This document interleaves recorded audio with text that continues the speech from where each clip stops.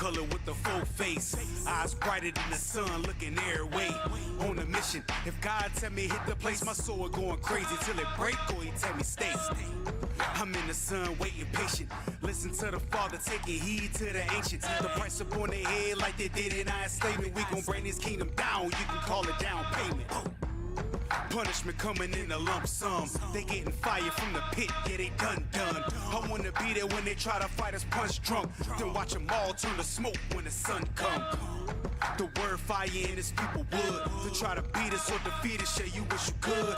I can't wait until the day they off this earth for good. The book's open, and then the angels, we the angels. Fire with no wind, when we speak we bring the flames through. Prophesy destruction, ain't no bluffing, ain't no fables. The zeal of the Lord, I'm like Christ flipping tables. We making same moves, cause we the angels. Fire with no wind, when we speak we bring the flames through. Prophesy destruction, ain't no bluffing, ain't no fables. The zeal of the Lord, I'm like Christ flipping tables. We making same moves, cause we the angels. I come from a long line of angels. Four mothers that Sarah, Leah, Rebecca, and Rachel. Morning sun on my skin and most hobby who I pray to. Marathon drip, ain't nobody about to race, boo. Make sure you put some proper respect on my daddy name. It's royalty that's flowing through my veins. See, I'm a wife to a king. It's a flex, it's a thing. Left his father and his mother, and to me is who he cling. I go out of my way to make sure he got what he need. I birthing babies further our nation and races see. We one with the speech, one with the moves, one with the body, one with the bruise. Payback gon' get gritty. I'll be sitting pretty while it's popping off. We gon' sing this little ditty. Red rum, angels hunting them down. Red rum, angels taking the crown. We the angels, fire with no wind. When we speak, we bring the flames through. Prophesy destruction, ain't no bluffing, ain't no fables. The zeal of the Lord, I'm like Christ flipping tables. We making same moves, cause we the angels. Fire with no wind. When we speak, we bring the flames through. Prophesy destruction, ain't no bluffing, ain't no fables. The zeal of the Lord, I'm like Christ flipping tables. We making same moves, cause we the angels. You can't tell where I was or where I went, or where and when in the chariot with a cherubim. America sinning, don't reach up to the seraphim. That bullshit, we getting Merrill Lynch. Seven spirits in the living Nor. We in the written Torah. You see how we did Gomorrah. What we did the core. Babylon, fit for slaughter. Wickedness in all its borders. Hummus Lord, sayonara. Goodbye. Ancient of days, we cover the face. Minister the saints, never be breaking the ranks. Get the order to destroy, then we tell them thanks. In the day they shooting tanks like they shooting blanks. Holding back the full wind. We are black on our skin. We attack or defend. We are at war again. We will snap for our kin. All of God's command. Don't look at his other hand. We the angels. Fire with no wind. When we speak, we bring the flames through. Prophesy destruction. Ain't no bluffing, ain't no fables. The zeal of the Lord, I'm like Christ flipping tables. We making same moves, cause we the angels. Fire with no wind. When we speak, we bring the flames through. Prophesy destruction. Ain't no bluffing, ain't no fables. The zeal of the Lord, I'm like Christ flipping tables. We making same moves, cause we the angels.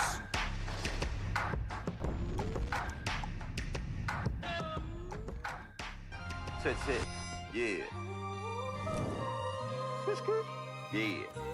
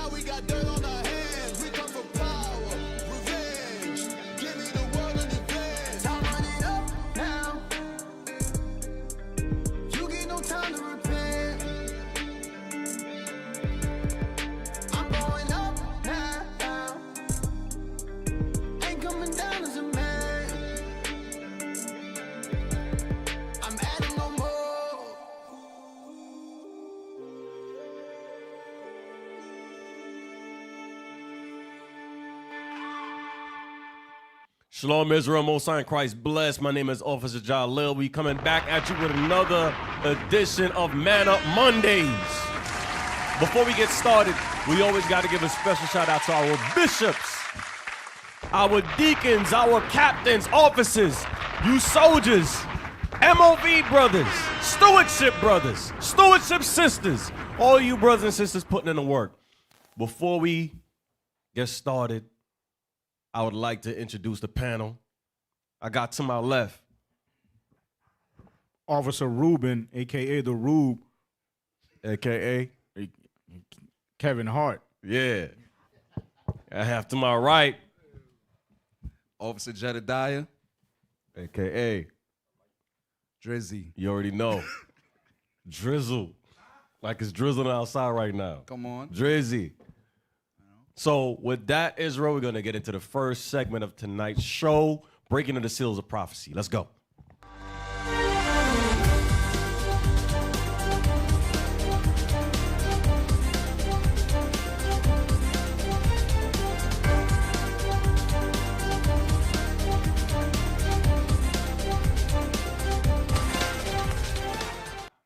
Shalom, Israel, Most High in Christ bless. Welcome to another great edition, Man Up Monday and Breaking of the Seal of Prophecy.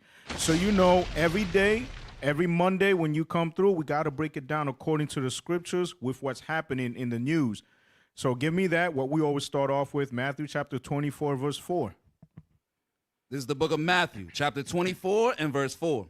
Come on. And Jesus answered and said unto them, Take heed that no man deceive you. Right, so the apostles asked Christ, what are the signs to the end of times, for the end of the world? So Christ said, take heed that no man, no religion, nobody, no nation, whatever, no doctrine deceive you, lie to you. Read on. For many shall come in my name. So who came in Christ's name? The so-called white man. He said Jesus Christ is white, and he also calls himself a Jew. The so-called Amalek, the Israelis. Read on. Saying, I am Christ. Meaning I am righteous. Read on. And shall deceive many. Now, a lot of people thought white Jesus was the real Christ. He deceived many people, many nations. All right, read on. And ye shall hear of wars and rumors of wars. This is what we're seeing right now. The war that's still going on between Iran, the Israelis, and the United States of America, and also various Arab countries like Yemen, and also Russia and Ukraine. You still hear about wars. What happened to the peace treaty? It's still not on. What's going on? Because it's of the Lord. This is supposed to happen. Read on. See that ye be not troubled. Don't worry about anything, because the Lord got you if you're keeping these commandments. Read on. For all these things must come to pass. Read. But the end is not yet. So all these things all the prophecies that are coming out, it has to come to pass. Everything, whatever the Bible prophesied. So with that, IT, play the first video, video 1.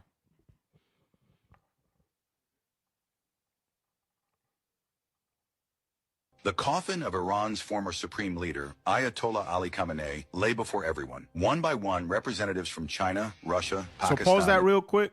So for you people or anybody that's not paying attention to the news, this guy right here, Khamenei, he was a very popular religious figure in the Arab, in the Islamic world, and he got killed by the Israelis. So his funeral was, I think, yesterday or 2 days ago. So this is what's happening in Iran, in the Arab world, and worldwide. Play that. Turkey came forward to pay their respects. But then a delegation arrived that surprised many observers. It was the delegation from Saudi Arabia. Saudi Arabia had aligned with the United States against Iran during the conflict. Considering the recent tensions, its presence was widely viewed as a notable diplomatic gesture. However, Iran had clearly anticipated their arrival. As the Saudi delegation entered, Quran chapter 3 verse 13 was recited. The verse refers to the two opposing sides at the Battle of Badr, one fighting in the path of God and calling people toward righteousness, while the others stood in opposition. The most notable delegation was Pakistan's, not because of national identity, but because among all the countries, Pakistan was the only one represented by its prime minister in person. He was accompanied by the chief of defense forces, the interior minister, and several other senior officials. When the Yemeni delegation arrived, Quran chapter 3 verse 146 was recited. It is worth remembering that Yemen was among the countries that supported Iran during the conflict. The verse refers to those who stood alongside God's prophets. Even in hardship, they never never lost courage. They remained steadfast in their convictions, and God is pleased with such. So what's happening right now, the reason they're reciting these verses is because they're reminding each other of the past and the religion and what they stand for. So this is kind of a conspiring type thing. Play the second video, then we're going to get into the scriptures. Play the second video.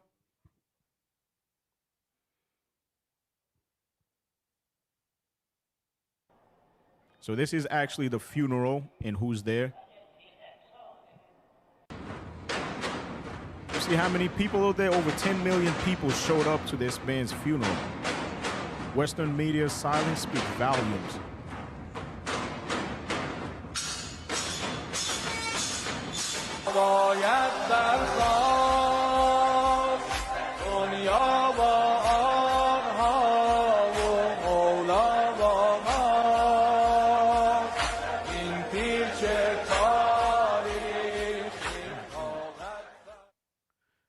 So that's a lot of people. Over 10 million people showed up to this man's funeral. And that's a lot of the so-called Arab world, the Islamic religion. That's a lot of them coming to this man's funeral, right? So let's see what's happening, what the Bible says. 2nd Ezra chapter 15 and verse 38. Let's go into the Arab world. Let's see what God has to say about that and what's going on. We got to pay attention. 2nd Ezra chapter 15 and verse 38. This is the book of 2nd Ezra, chapter 15 and verse 38. And then shall there come great storms from the south. Read. And from the north, and another part from the west. Read. And strong winds shall arise from the east, and shall open it. And the cloud which he raised up in wrath, and the star stirred to cause fear toward the east and west wind shall be destroyed. That's the army and their missile. Read on. The great and mighty cloud shall be lifted up full of wrath. Read. And the star that they may make all the earth afraid. That's missiles, ICBM. Read on. And them that dwell therein, and they shall pour out over every high and eminent place an horrible star, fire and hail and fleeing swords. Read. And many waters, that all fields may be full, and all rivers with the abundance of great waters. Read. And they shall break down the cities and walls, mountains and hills, trees of the wood, and grass of the meadows, and their corn. Right, read on. And they shall go steadfastly unto Babylon. Unto who? Unto Babylon. Who is Babylon? America is Babylon the Great. Mystery Babylon the Great. And then you have the Israelis, who they call Little America or Little Babylon over there in the Middle East. So all these wars, all these stars, these missiles, they preparing it for Babylon. Read on. Let's see who. Read on. And make her afraid. Make her afraid. So Trump, in one of his speeches, said, I was surprised so many people showed up to this man's funeral. I was not expecting that. So he took note of that, of what's going on. Read on. They shall come to her and besiege her. And besiege Israel and America. Read on. The star and all wrath shall they pour out upon her. That's why in the news you see those Iranians always bombing Israel. Tel Aviv, they always bombing Lebanon. Read on. Then shall the dust and smoke go up unto the heaven. Read. And all they that be about her shall bewail her. Read on. And they that remain under her shall do service unto them that have put her in fear. Right. So where's that? Get to the point where it says, then the dragons of the Arabia. Yeah. Verse 28. Read. Behold, an horrible vision and the appearance thereof from the east. Yes, sir. Where the nations of the dragons of Arabia. So you saw the nations of the dragon in Arabia. They were 10 million deep over there in Iran for this man's funeral. Saudi Arabia, he was supposed to be, the UAE was supposed to be aligned with America. And they're like, what are you doing here? You see them quoting Bible verses, reminding them of what's happening. The Quran verses, not Bible verses, the Quran verses, reminding them of who we are, what happened in the past. You got to ask yourself, why are they quoting Quran verses to remind them what's going on? Read on. The dragons of Arabia shall come out with many chariots. You see that? The dragons of Arabia shall come out with many chariots. That's their weapons of mass destructions and their armies, their tanks, and so forth. Read on. And the multitude of them shall be carried as the wind upon earth. Read. That all they which hear them may fear and tremble. So this is what you see.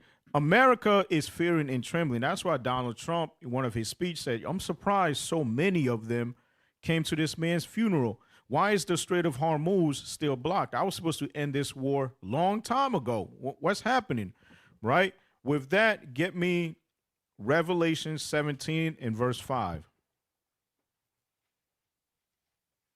The book of Revelation, chapter 17 and verse 5. Read. Come on. And upon her forehead was a name written. Mystery, Babylon the Great. Mystery, Babylon the Great. Read on. The mother of harlots. Because they don't think America could do all wrong. A lot of people in America think America is the golden city, is the place to be. Read on. And abominations of the earth. Right. America is the abomination of the earth. Read on. And I saw the woman drunken with the blood of the saints. We're the saints. They're going to be killing. Read on. And with the blood of the martyrs of Jesus. Read. And when I saw her, I wondered with great admiration. And the angel said unto me, wherefore didst thou marvel? Read. I will tell thee the mystery of the woman and of the beast. Revelation 17, 15, and 17. You got Revelation 7 and 5 up there. Yeah. Book of Revelation, chapter 17 and verse 15. And he saith unto me, the waters which thou sawest, where the whore sitteth, are peoples and multitudes. Read. And nations and tongues. And the 10 horns which thou sawest upon the beast, these shall hate the whore. That's NATO. They're going to hate the whore. Read on. And shall make her desolate. So a lot of NATO is not helping Trump. Let's see why. In America, read on. And the Israelis, read on. And naked. And shall eat her flesh. Right, they're going to come against her. Read on. And burn her with fire. That's nuclear bomb. Read on. For God hath put in their hearts to fulfill his will. And to agree and give their kingdom unto the beast, until the words of God shall be fulfilled. Right, read on. And the woman which thou sawest is that great city. Great city, America, right? So why will God give America to be a prey? Let's see. Go to Obadiah in verse 2. That shall be greatly despised. Whatever happens to America eventually will happen for the Israelis. Read on. The book of Obadiah, verse 2. Behold, I have made thee small among the heathen. Read. Thou art greatly despised. How are the Arabians and the Iranians, how do they despise Israel and America? Last week I touched on the Israelis, so today I'm touching also in America. IT, play the third video.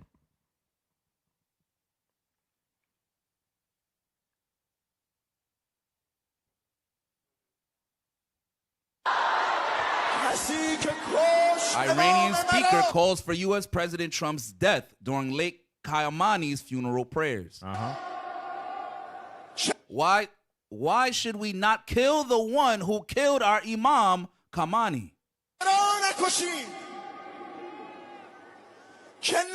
It would be our disgrace if we did not kill your killer.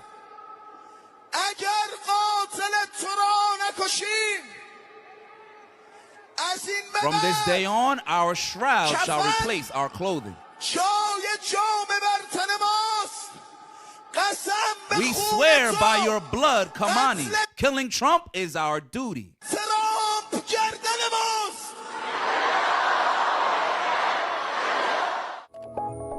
You see, this is what the Iranians want to do. They want revenge. IT, play my last video, and then hold Jeremiah 49:15 to 16. Yeah, let's see what this woman have to say. Now, you heard it out of the people from Iran, these Islamic themselves, what they plan on doing because of what America and the Israelis did to their religious leader. This is Bible prophecy. The Arabians shall rise up, the dragons of the Arabians. Play that last video. Read that real quick. I thought people hated him. Trump shocked over Iranians mourning Khamenei. Hey Trump, open your eyes. These are all Khamenei supporters. They're chanting no surrender, no settlement, just revenge with a deep hatred of you. And you know that they do. They're gonna take a hard revenge, so just wait for it.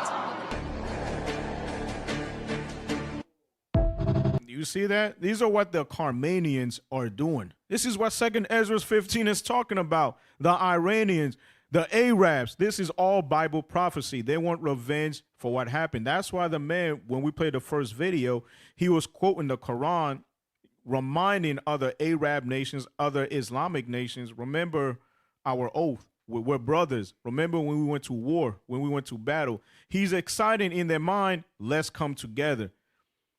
How do you get 10 million people to come to your funeral? These are the Carmanians speaking out. We want revenge. We want revenge. We want revenge for the death of our leader, our spiritual leader.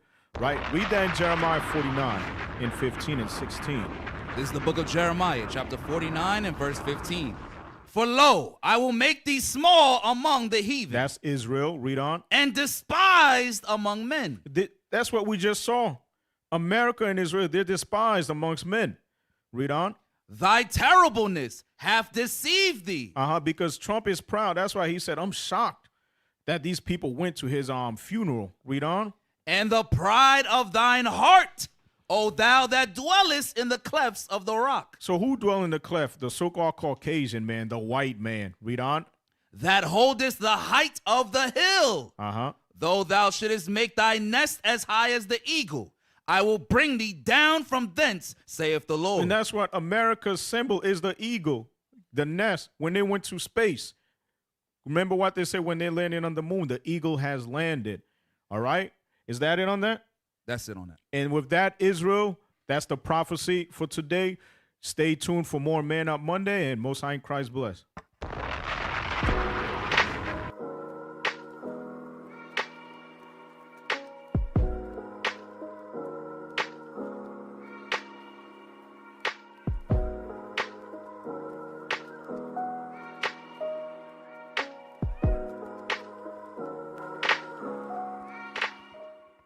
Hey, shalom, shalom, Israel, shalom. Welcome to another Level Up segment where we are always taking your questions and your comments about self-improvement, parenting, as well as marriage.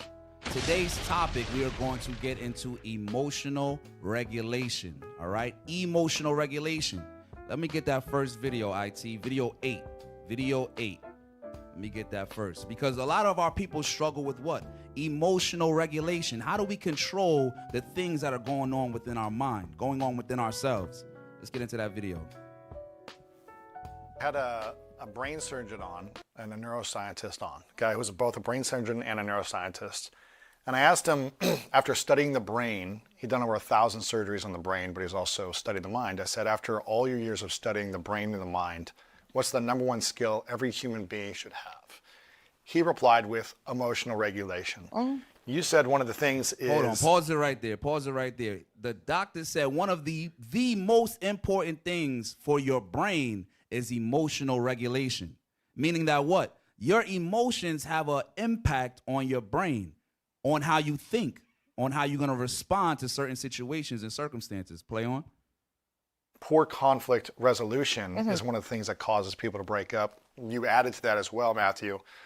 Why do you think people struggle with emotional regulation, not just in life, but even heightened more in relationships? So emotional regulation, right? How do we deal? How do we handle? The world is full of ups and downs, turmoils and trials. You have your personal trials, you have marriage trials, as well as congregational. How do you deal with the emotions that arise? Now, a lot of times there's different ways you can go about expression or suppression. These are different ways you can attack emotions. Some people like to suppress their emotions. Other people express them. May not be in the right way, right? And suppression, we're going to get into suppression first. Let me get the definition of suppression. Because a lot of us choose to suppress our feelings and emotions. The question is, why do we want to suppress instead of express, right? Let's get that definition. Let me get the go to Google. That's not what I want. I don't know what dictionary that is. So the thing is, a lot of us, we don't have control over our emotions. We have no self-control or even self-awareness to know how we are processing these emotions, right? Here we go. Yep. I got it. Suppression is the act or forcefully preventing, putting an end. Is the act of forcefully preventing, putting an end to, or concealing something. Jump to where it says psychology. Psychology.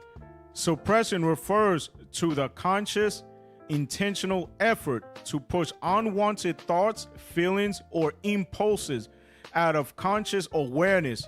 This differs from repression, which is an unconscious defense mechanism. So now you have a difference between suppression and repression. Suppression is the conscious, intentional effort to push away these thoughts. Meaning what? There's an uncomfortability there. There's a lack of intelligence there when it comes to dealing with our emotions. So we may willingly suppress them, right? Now, a lot of people suppress their feelings. Why? Because it protects us from past hurt, past traumas, things that we don't want to relive. It protects us with our current identity that we're trying to portray, right? That you may have an ego, you may have an identity you're trying to uphold. So what happens? You end up suppressing certain feelings, right? Now, we do a lot of suppression. A lot of times our people suppress because why? We like to avoid conflict.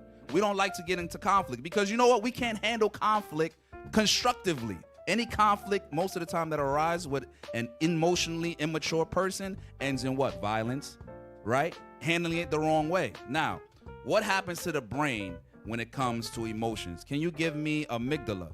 Give me amygdala. Give me the definition for amygdala. You have two types of things going on in your brain. You have the amygdala as well as the prefrontal cortex, right? The amygdala moves in a AMYGDA. You got it?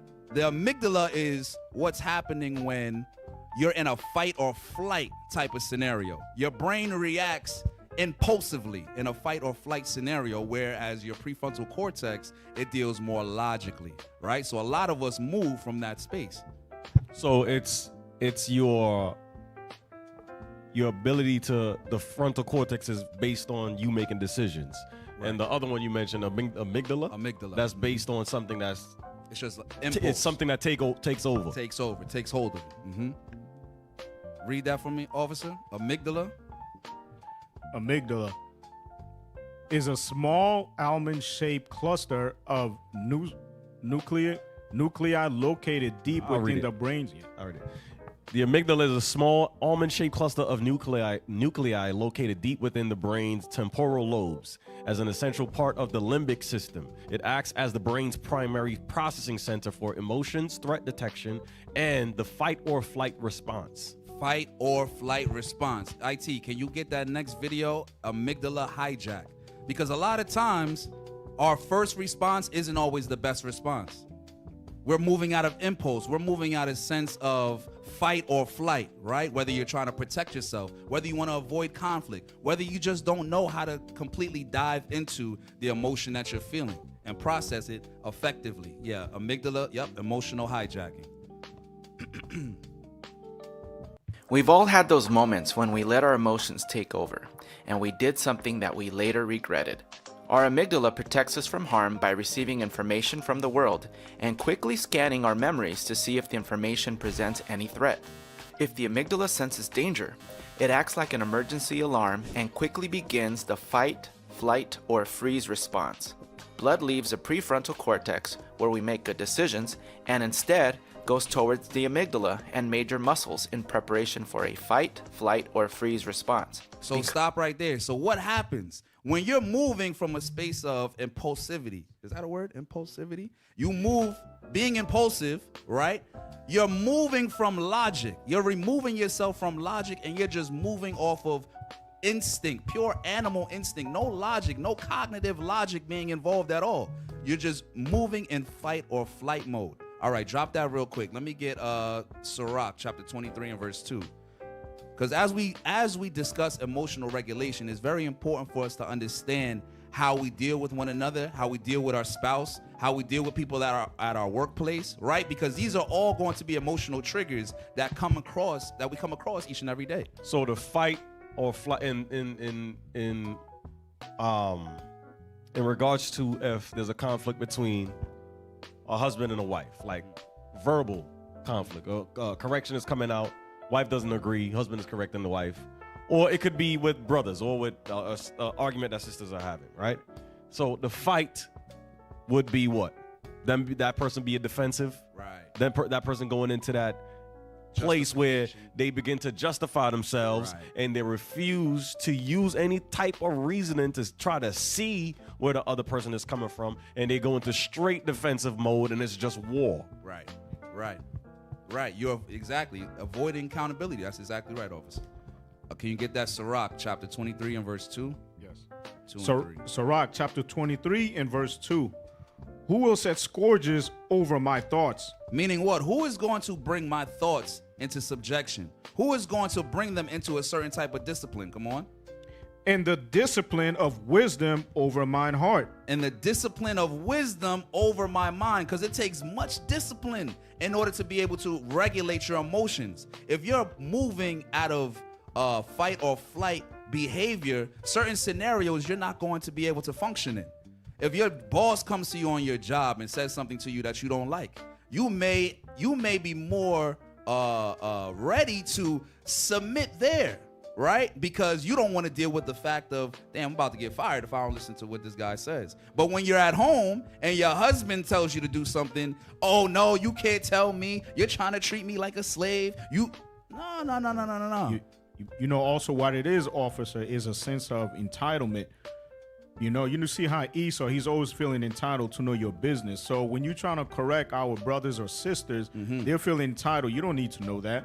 This is all about me. Right. I'm entitled to this. I think I deserve this, and I want it, and I don't care. And sometimes it's not even the message, it's who it's coming from. They don't want to receive it. Right.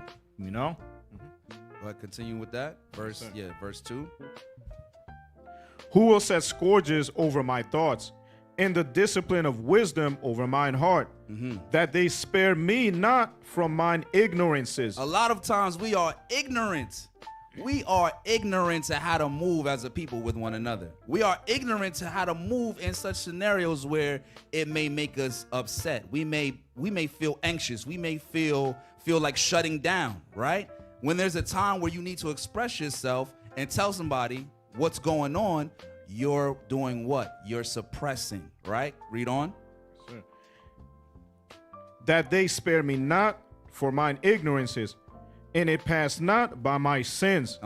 Lest mine ignorances increase and my sins abound to my destruction. And this is what's going to happen. If you continue to be ignorant in your emotional regulation, what's going to happen? You're going to put yourself in precarious situations that you're going to not have a good time getting out of. That's what's going to happen. Because you do not know how to move at a state of logic as opposed to moving off of strictly impulse, right? Give me, drop that. Give me video 2. Stay calm. Stay calm. Video 2.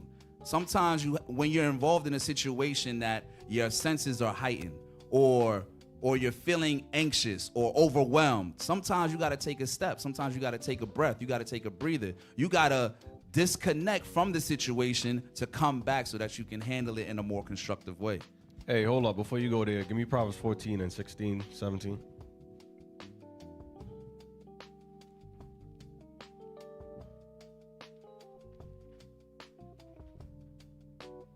Read it, Jedediah. Oh, yes, sir.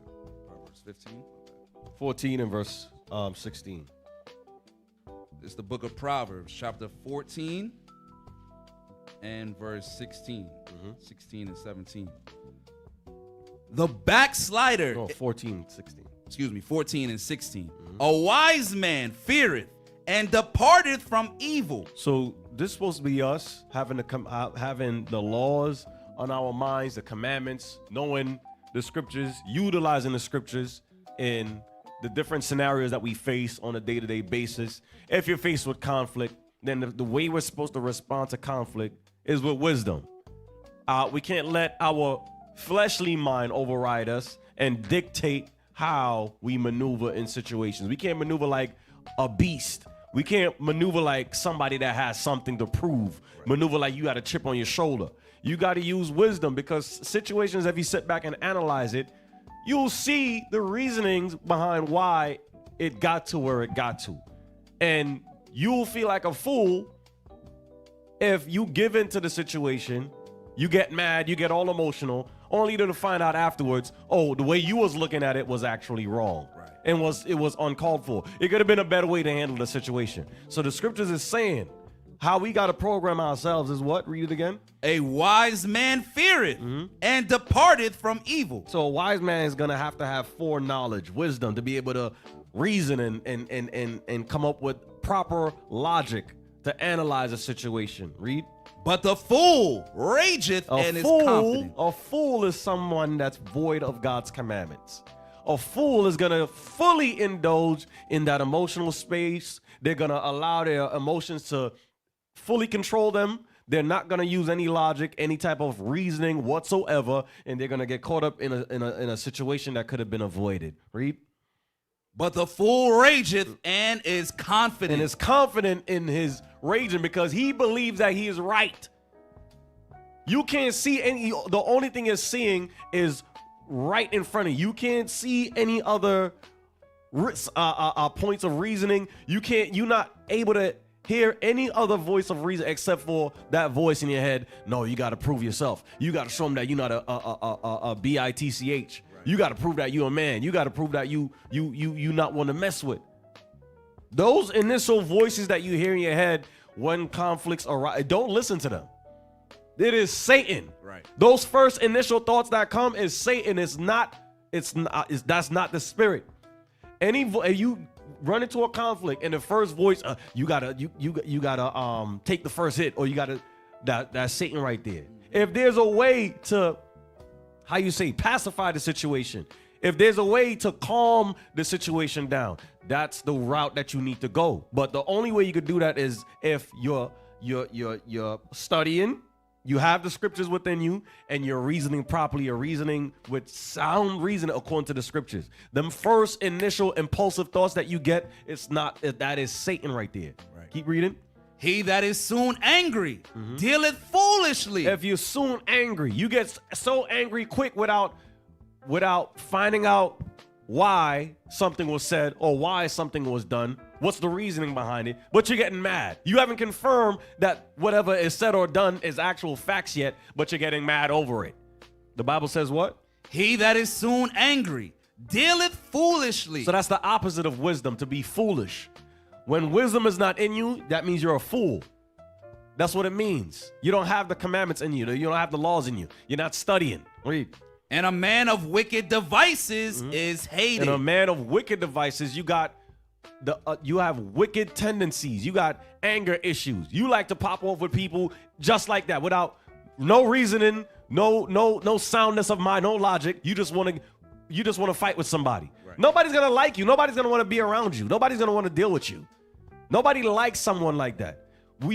Men that are keeping the commandments, men that are doing what's right, are to associate themselves with brothers and sisters that are like-minded. Because if you have somebody like this around you that's a fool, they're going to get you caught up in trouble.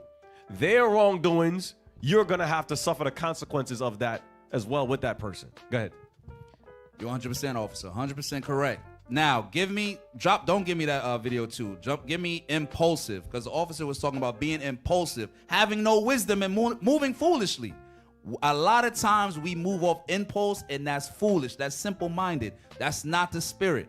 Give me the definition of impulse. The definition of impulse. And then, officer, let me get Proverbs 25 and 28. Impulse definition. Go up.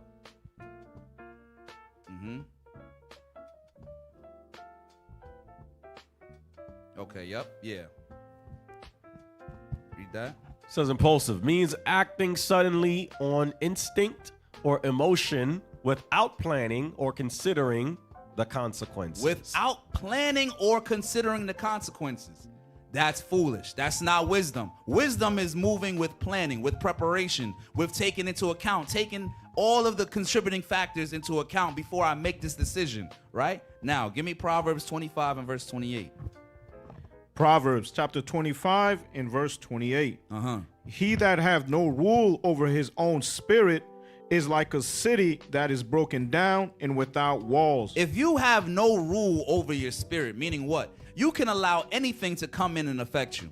Anything that happens, whether it's Whether you getting caught in traffic and now you got road rage. Whether your wife don't want to agree with you at the house. Whether she didn't iron your clothes properly, now you all distraught. Now you out of the spirit. Whether your job said, you know what, you're not going to get these hours this week. If you allow all of these things to dictate your emotional regulation, that means you don't have the spirit, because you can't move with wisdom and planning. You know what? Okay, I got to take this into consideration. My wife is doing this. My wife is moving like that. Okay, let me prepare my mind, because I know she's going to do some BS. Okay, at the job, they acting like this. You know what? Bills are tight. Money is tight. I can't allow that to then what? Dictate how I'm going to respond to my boss when he gives me that extra assignment. Right? Or when my wife don't want to iron my clothes for Sabbath, right? I can't respond impulsively or foolishly. I must use wisdom at all times. So I got a Sirach chapter 5 and verse 2 and 3. It's exactly true what you're saying. We can't go based off our impulses, because going off our emotions is what got these young men in gangs and in prison. They go off their emotions and they go crazy. Now they're in jail. They're in gangs, they're Bloods, they're Crips, they're locked up. And some of us, because some brothers were raised only by the moms, so they get emotional tendencies when they get around men. The men are picking on them, or the men are judging them and correcting them. Now they're all emotional. Now they're getting out of control. Read that. Let's see what God has to say.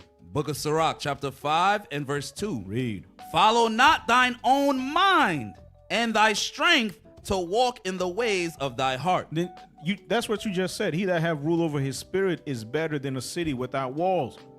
So why would God says, don't even follow your mind. In the heat of the moment, whatever correction is happening, like the officer Jalil brought out, that Satan is the first thought. I'm right. You're wrong. The whole world is wrong. The whole world is wrong, and everybody's against me. I'm the only righteous man standing in this building. Read on. And say not, who shall control me for my works? Right, who's going to tell me what to do? For the Lord will surely revenge thy pride. Exactly. That's why some brothers, they get demoted, they get blasted. And like Officer Jalil had brought out, some people just don't want to be by you after a while. You lost the love of the congregation. It's like, yo, this man is too much. He's too hard-headed to deal with, or sisters too. You start murmuring, you get out of control. Everything is a fight and an argument. That's what you're expecting out of a spirit like that. Right. And God said, bro, we can't deal with you. You can't deal with your neighbor like that. Is that on that? That's it on that. Yes, sir. Yeah, so that's a great point. That's an excellent point. And you know what else? Black people have a hard time with this. Blacks and Hispanics, we have a hard time regulating our emotions. You know why? Because life is very emotional for us. You know why? Because we're always on the bottom. We're always broke. We always don't have enough. We always live in paycheck to paycheck. But a lot of times, black people will make long-term decisions off of short-term emotions. That's what happens. Long-term decisions based off of short-term emotions. And that's the problem. Now, let me get video number 3.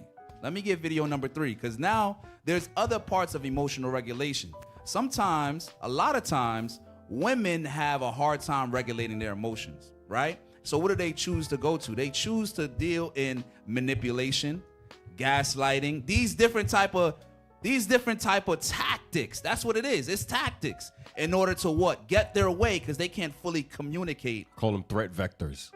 What is that again? I call them threat vectors. Damn, threat vectors. Different possible ways that an attack can be launched. But bomb on that. Threat vectors. Y'all sisters y'all gotta stop. Y'all better cut it out, man. Let's play that, IT. Now listen to what this sister says. She said something very heavy. Listen to this here. Women in general become a victim in relationships. I've been in relationships where I was a victim every single time there was something wrong with a man. A man could say one thing and I'm like, well, you did. Remember when you 6 months ago said Hold on. Go back. The sister said every time she plays the victim.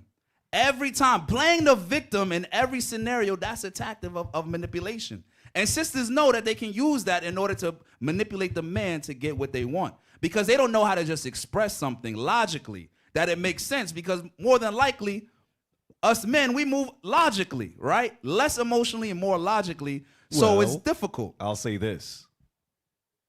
An illogical man, emotionally unstable man is a Jezebel's playground.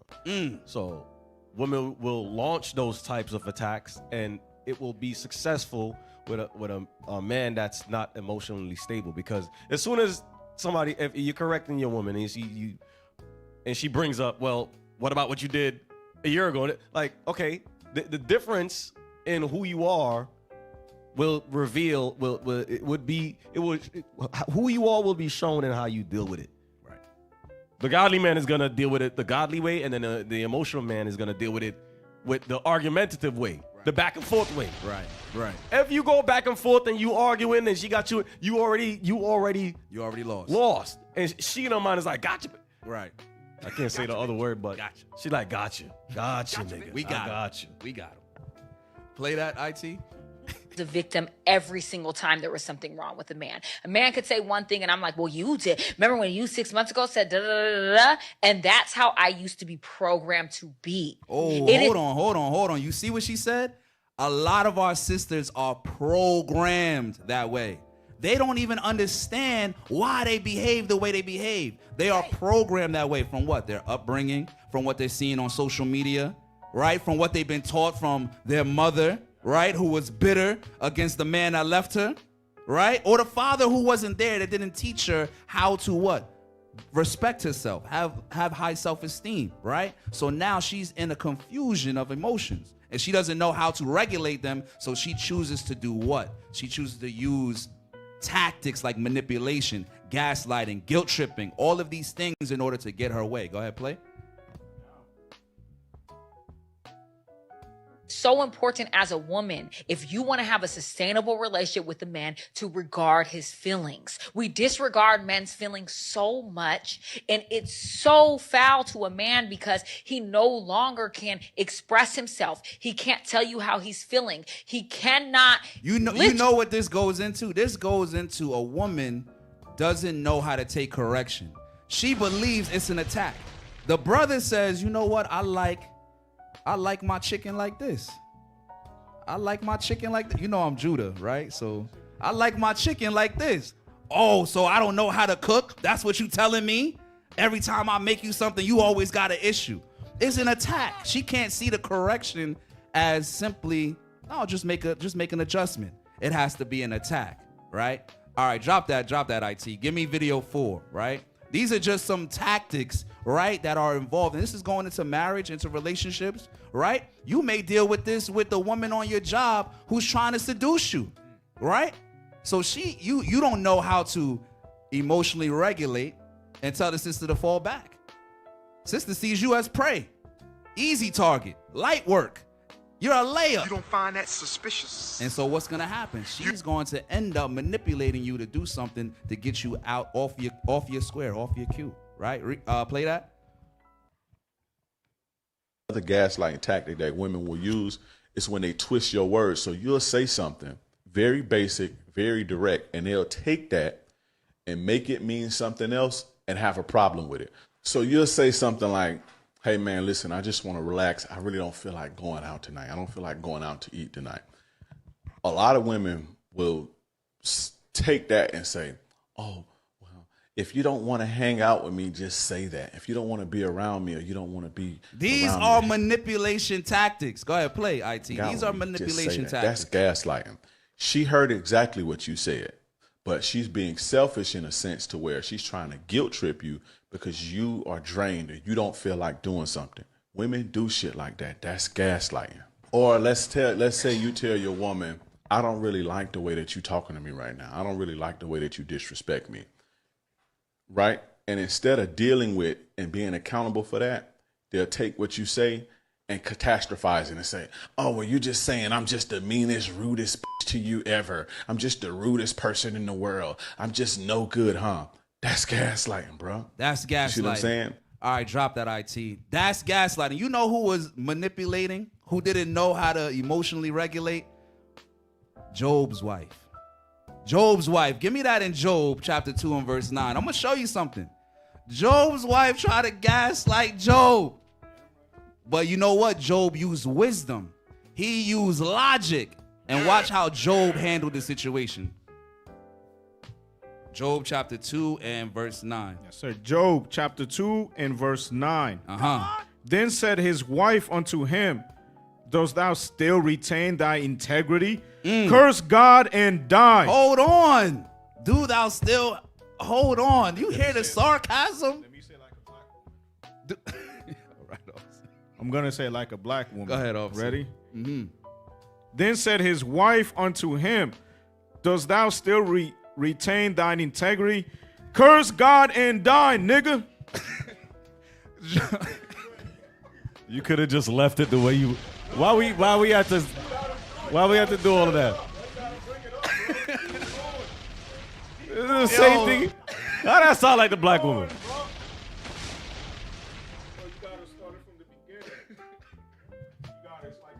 Can you continue, please? Oh, go ahead. So you see what Job's wife was doing? She tried to get Job to do what? Move off of logic, out of logic and into emotion. Why? Job was going through, he lost his kids, he lost his house, all these things, right?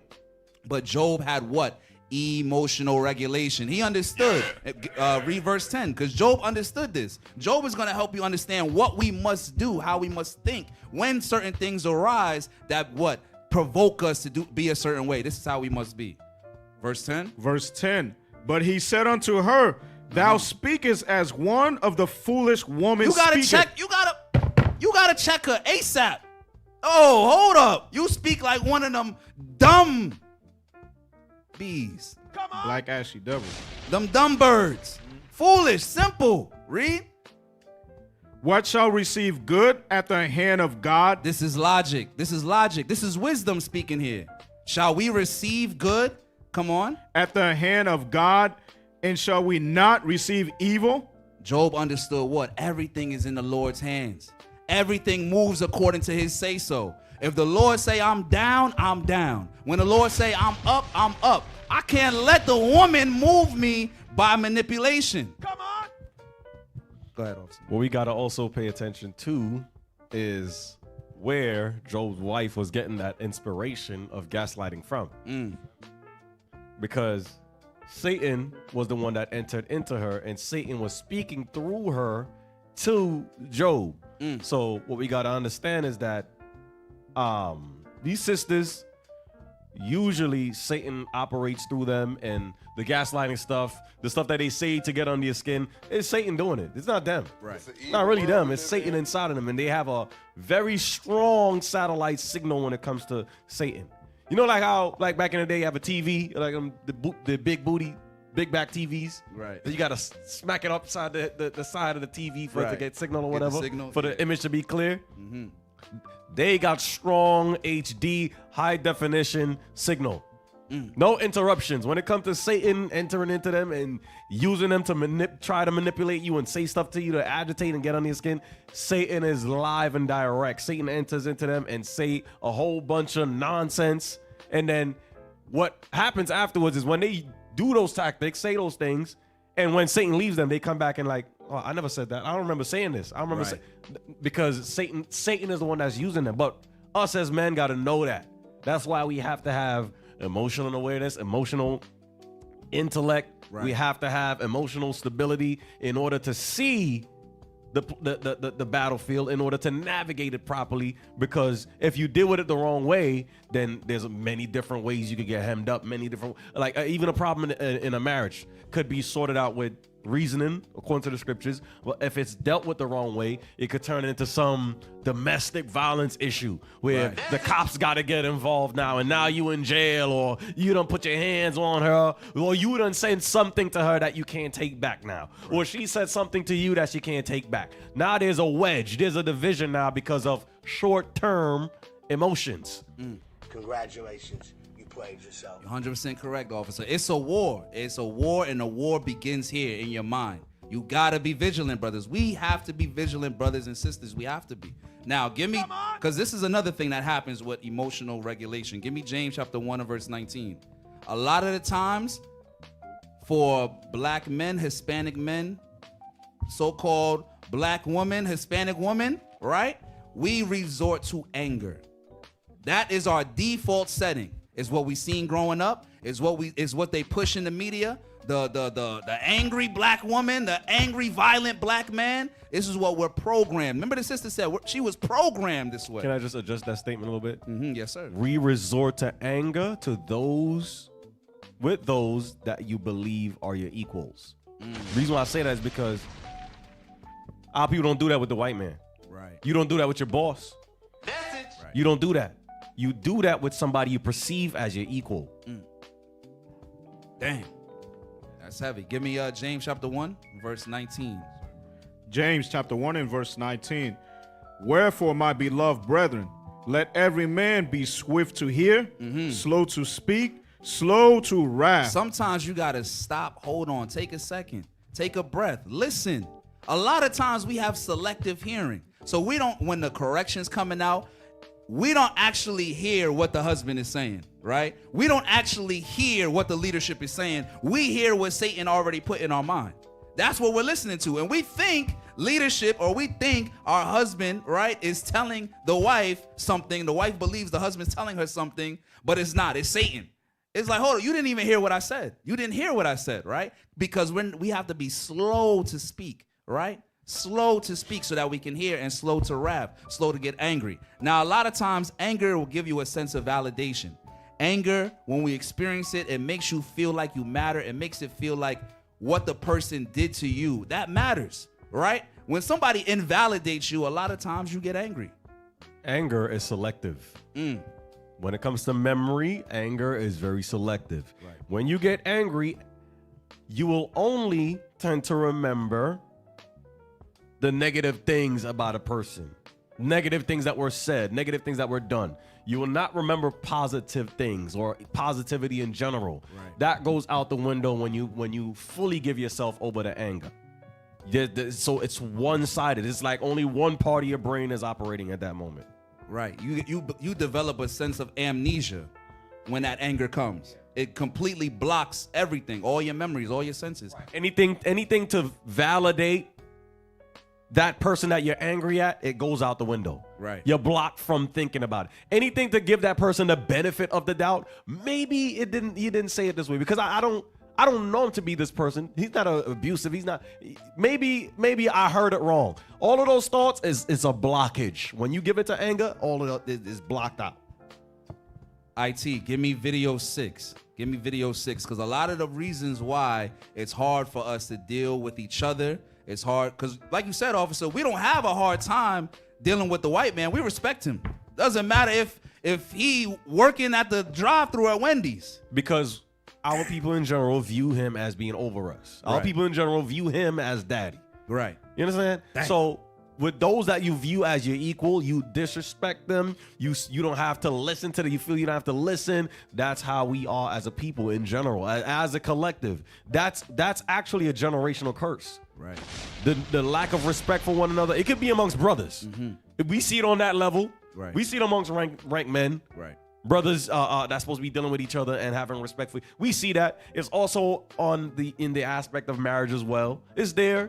It's a generational curse that we have to reverse. We have to fix it. But that's something that we deal with as a people. If you're dealing with someone that you view as, oh, that's respectable, someone that's over you, then you're not gonna deal with them from a standpoint of disrespect. You're gonna have an attentive ear to listen to what that person is saying and really absorb what is being said. But when it comes to somebody that you view as your equal, you're not really listening to that person. You're not really regarding their words, and that happens a lot in marriage when that infatuation stage is over. Now the infatuation stage, when it's over, it segues, it brings in the the power stage. Right. When the power stage comes in, when that fireworks and all that stuff wear off, now your spouse is there challenging you for power let's see who is gonna have the preeminence. Right. And in that stage, they all do this. They want to try to bring things to a level where you and them are equal. And they'll try to deal with you on that level. In the beginning, it was all affirmations and all the nice things, and then all of that wore off. This is war. And then you gotta set them back in their place and not give in to the various threat vectors, the various threats that they launch at you. If you are not emotionally stable, then you're gonna give in to whichever one of them that gets you under your nerve or get you under your skin. Go ahead. IT, play that. Play that real quick. Let me get these last. You looking at me like I'm not your daddy. Let me talk first. What you got to get off your chest? You just can't open up to me like I'm your son. Open up to you? Yeah. Man, you ain't soft. I don't do all that. You know, I've been through too much to be opening up. What I need to open up for? I got a house for you. I take care of you. What else you need? But like, I need you to like give me guidance and show me the way. Toughen up. But still though, even if you don't do that, like you can still talk to your son. Like what? What you want me to say to you, like, man? Check on me. See how I'm doing every day. You got clothes, you clean. What else I need to do? All these clothes and stuff don't mean nothing. Like, truth, I can be hurting on the inside, but put a smile on the outside. Like, even though we in the same house, it's like you're not there. Like, you ain't a man. How am I gonna conversate with you? But I'm going to be a man, though. That's the thing. And I need you to tell me what to do and what not to do. I ain't had nobody to sit me down. I grew up in a different time. I need you to tell me, son, from your heart, tell me what you need to talk about. Whenever I talk to you, just get more into it instead of just giving me like a one-word response. Like, keep feeding into it. Like, put your energy into it. You can stop it right there. You can stop it right there. You can see, like you were saying, officer, it's a generational curse. The father said, I didn't get that growing up. I didn't have a man there to tell me how I need to regulate or how I need to deal or how I need to move. So what I do, I pass that on to my son. The son is there trying to figure out, how do I navigate this world? He said, I need guidance. I know I got clothes. I know I got some food, but I need guidance, right? Give me that 1 Kings chapter 2 and verse 2, because this is what David said to his son, right? This is our young black boys today in Hispanic, they need guidance. This is why a lot of them get caught up in drugs, in gangs, in situations where they got baby mamas and they on child support, all these things because they don't have the guidance. Come on, read that. 1 Kings chapter 2 and verse 2. I go the way of all the earth. Be thou strong, therefore, and show thyself a man. How are you going to show, like the boy was saying, how do I do this? I need guidance. Read. And keep the charge of the Lord thy God, to walk in his ways, to keep his statutes and his commandments. The only way that we can get that true guidance in that direction and have emotional regulation is we must be keeping God's laws. We must be walking in the commandments. We must be adhering to God's laws in order to what? Cleanse our mind from all the what? Emotional trauma, childhood triggers, childhood trauma that we've experienced. The only way we can get away from that is by what? Making sure we are clean through the word of God, right? That's the only way. Read that last part again. To walk in his ways, to keep his statutes and his commandments, and his judgments and his testimonies, as it is written in the law of Moses, that thou mayest prosper in all thou doest, and whithersoever thou turnest thyself. That's how we're going to prosper, and that's how we're going to have emotional regulation, all right? Now with that, Israel, that's the conclusion of the Level Up segment. We're going to get into the main class.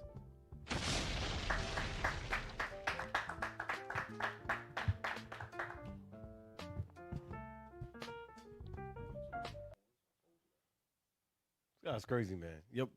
Play the intro, y'all.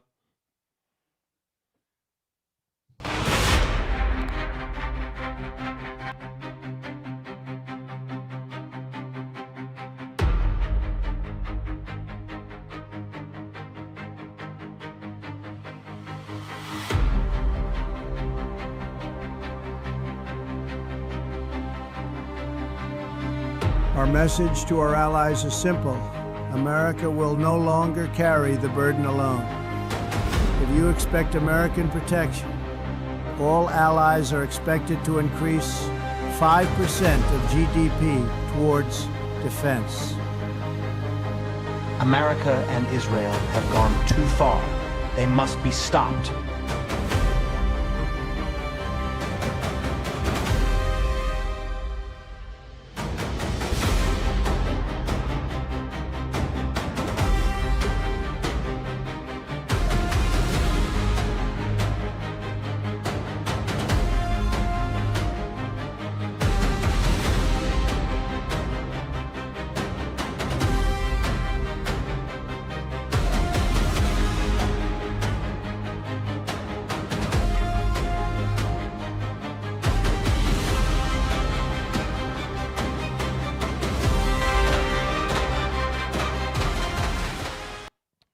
All right. All praise to the Most High.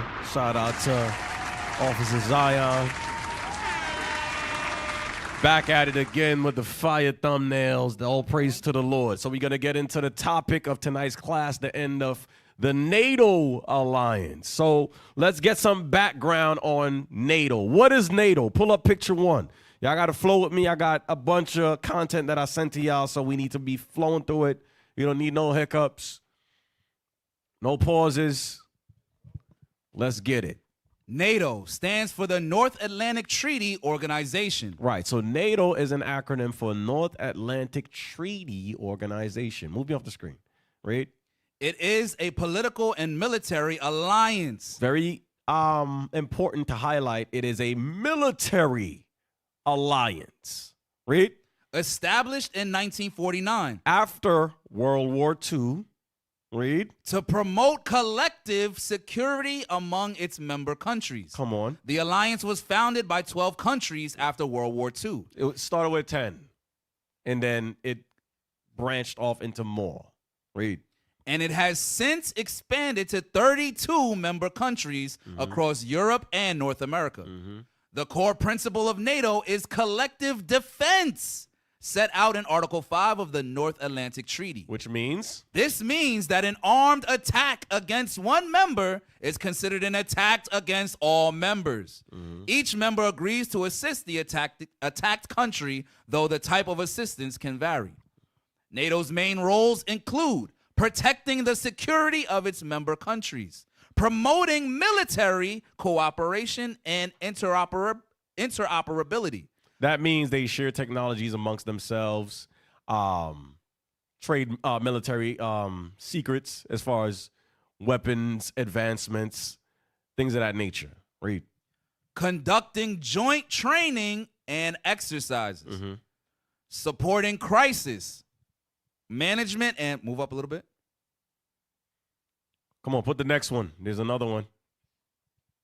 Supporting crisis management and peacekeeping operations when agreed by members. NATO's headquarters are located in Brussels, and its members include countries such as the United States, Canada. Oh, Canada's a part of NATO. Oh, interesting. Right. The United Kingdom, France, Germany, Poland, Finland, and Sweden. In simple terms, you can think of NATO as a group of countries that agree to work together to defend one another and maintain security. So now we know what NATO is. Now, we want to know why was NATO formed. We got a little background on it. Now, give me picture 3. Why was NATO formed? NATO was formed in 1949. After World War III. World War II, excuse me. Read. To deter Soviet expansionism. Soviet expansionism. What is Soviet expansionism? Can y'all just take that off the screen real quick and look up the Soviet Union? What countries were a part of the Soviet Union? A lot of us may hear the word Soviet or Soviet Union and don't really know what that means. Don't know what that stands for. The America, what we call America, it's a union. The United States of America. What we call, not the European Union, the United Kingdom. It's different segments of Caucasian rulerships that are united. They have a union amongst themselves. Put that on the screen. Come on. The Soviet Union, USSR, expanded to build a massive global empire. It used war, secret agreements, and communist ideas to spread its control. It went from a small group of countries to a superpower. Now, be advised that this is a Western programmed AI algorithm that's giving you a definition of its enemies. So that's why it's worded the way it's worded. If you're in Russia and you look up USSR, it's not going to define it the same way. So be advised. Read. Early years, 1922 to 1940. The Soviet I just want to get the nations that are part of it. Is that in there? Yeah. Yes. Yep. The USSR took over Eastern Poland, Latvia, Lithuania, Estonia, and parts of Finland and Romania. Very important. Remember those names of those countries. So these are what you call today Eastern European countries. Yeah. All right. So go back to the picture I put up there. I mean, picture 3. Come on. NATO was formed in 1949 to deter Soviet expansionism, prevent a resurgence. So they wanted to deter Soviet expansionism. NATO was formed to deter Soviet expansionism. Stop the Russians and the Soviets from expanding and having more reach, gaining control over more of Europe. Read. Prevent a resurgence of nationalist militarism in war-torn Europe and secure a lasting North American political and military presence on the continent. Read. The alliance was anchored by the principle of collective defense, meaning an attack on one member was considered an attack on all. That's the Article 5. Read. Formally established on April 4th, 1949, with the signing of the North Atlantic Treaty in Washington, D.C. The alliance originally included 12 founding nations: the United States, Canada, the United Kingdom, France, Belgium, Denmark, Iceland, Italy, Luxembourg, the Netherlands, Norway, and Portugal. Read. The creation of the organization was a direct response to the escalating tensions of the early Cold War. Following the devastation of World War II. When you hear about the Cold War, it was with America and what is called the USSR. And a Cold War means, look at the term Cold War. A Cold War is not the same as a regular war, where militaries are on the battlefield fighting against each other. A Cold War is something more covert. It involves espionage, invading of one another's country. Just look up Cold War definition.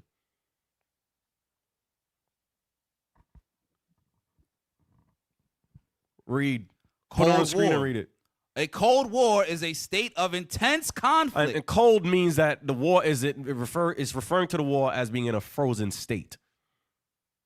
There's no immediate military fighting back and forth on the battlefield. It's covert. It's in the background. So it's in a frozen state. You're still at war, but it's in a frozen state. Read. A Cold War is a state of intense conflict between nations or rival powers that is carried on by methods of direct, full-scale military warfare. Instead of open combat, adversaries fight through economic pressure. Economic pressure, like sanctions, like how America puts a lot of sanctions on Russia and froze Russians, the amount of dollars that the Russians have. They froze it and deprived the Russians from having access to it. Read. Political maneuvering. Meaning interference. Like you see how they said that Russia interfered with the election? Right. And they what they call it, Russiagate, something like that? Right. Stuff like that. Go ahead. Espionage. I forgot what espionage mean. I think it's spying, right? Spying, relaying sensitive information. It could be military information, technological information for either side to gain an upper advantage. Read. Propaganda. Propaganda. Now, a lot of movies and video games that has came out since, well, our generation. Like, Deacon Malachi mentions the stuff about G.I. Joe. And who was the enemy? Hydra? Hydra was the, right. I'm not too familiar with G.I. Joe. But that, Cobra, not Hydra. Thank you. Thank you. Hydra is in Marvel. That's in Captain America, right?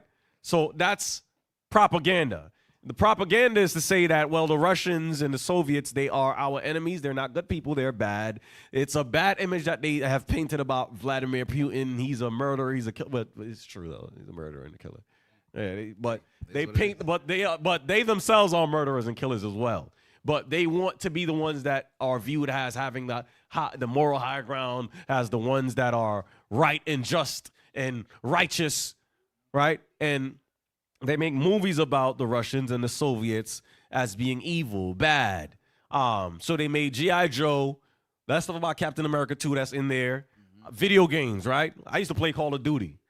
And the different storylines in the Call of Duty games you would have the American military or the Western military allied with fighting against the Soviets, what they call them, the Spetsnaz, right.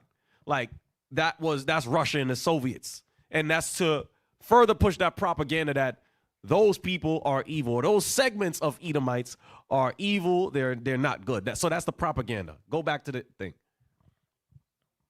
Propaganda and proxy war. A proxy war is you're fighting a war, but it's not immediate with your military versus their military. You're using sub means to fight with the opponent. So you can use either a subgroup like a militia or a what they call those? Like for instance, mercenaries, thank you. Like for instance, Iran has a few proxies. One of their proxies is Hezbollah. Hezbollah is one of Iran's sub-military arm that are used to fight against who they view as the enemy, which is the so-called Israelis. Another proxy that they have is, you heard it on the news, they're called the Houthi rebels. They are in Yemen. They are funded by Iran, and Iran uses them on various levels, for various different reasons of warfare, to fight with their enemies. So that's what a proxy is. You don't fight with your enemy immediately. You use a sub layer, or you use somebody else instead of you to fight that war. Keep reading. The term is most famously used to describe. All right, so that's it on the Cold War. We understand what that is now. Go back to the image that I had up there.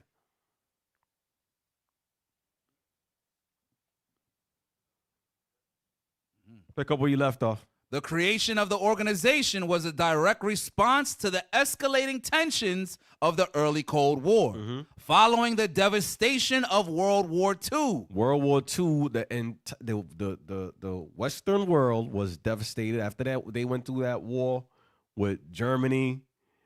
A lot of countries were in a financial deficit, an economic deficit, and they needed to be bailed out. So as we continue with the class, we're gonna see what happened. Read. Western democracies were deeply concerned about the Soviet Union's growing military dominance. Listen to the wording. They were concerned about how they're growing, and they're concerned about how much influence they have, and if they're gonna be able to expand to more countries in Europe. Read. The Soviet Union's growing military dominance and political control over Eastern Europe. Events like the 1948 communist coup in Czechoslovakia and the Berlin blockade. All right, so that's some more insight on why NATO was formed. Now let's get Revelations chapter 13 and verse 1 and read. The book of Revelation, chapter 13 and verse 1. And I stood upon the sand of the sea and saw a beast rise up out of the sea. So this is John. He was being shown a vision. This is the book of Revelations. A lot of end time prophecies were revealed to John the Revelator. Right? Read. Having 7 heads and 10 horns. Read it again. And upon his horns. Read it again. Having 7 and heads. I stood upon the sand of the sea. Excuse me. And I stood upon the sand of the sea and saw a beast rise up out of the sea. So that sea there is referring to nations. Get Revelation 17 and 15 real quick.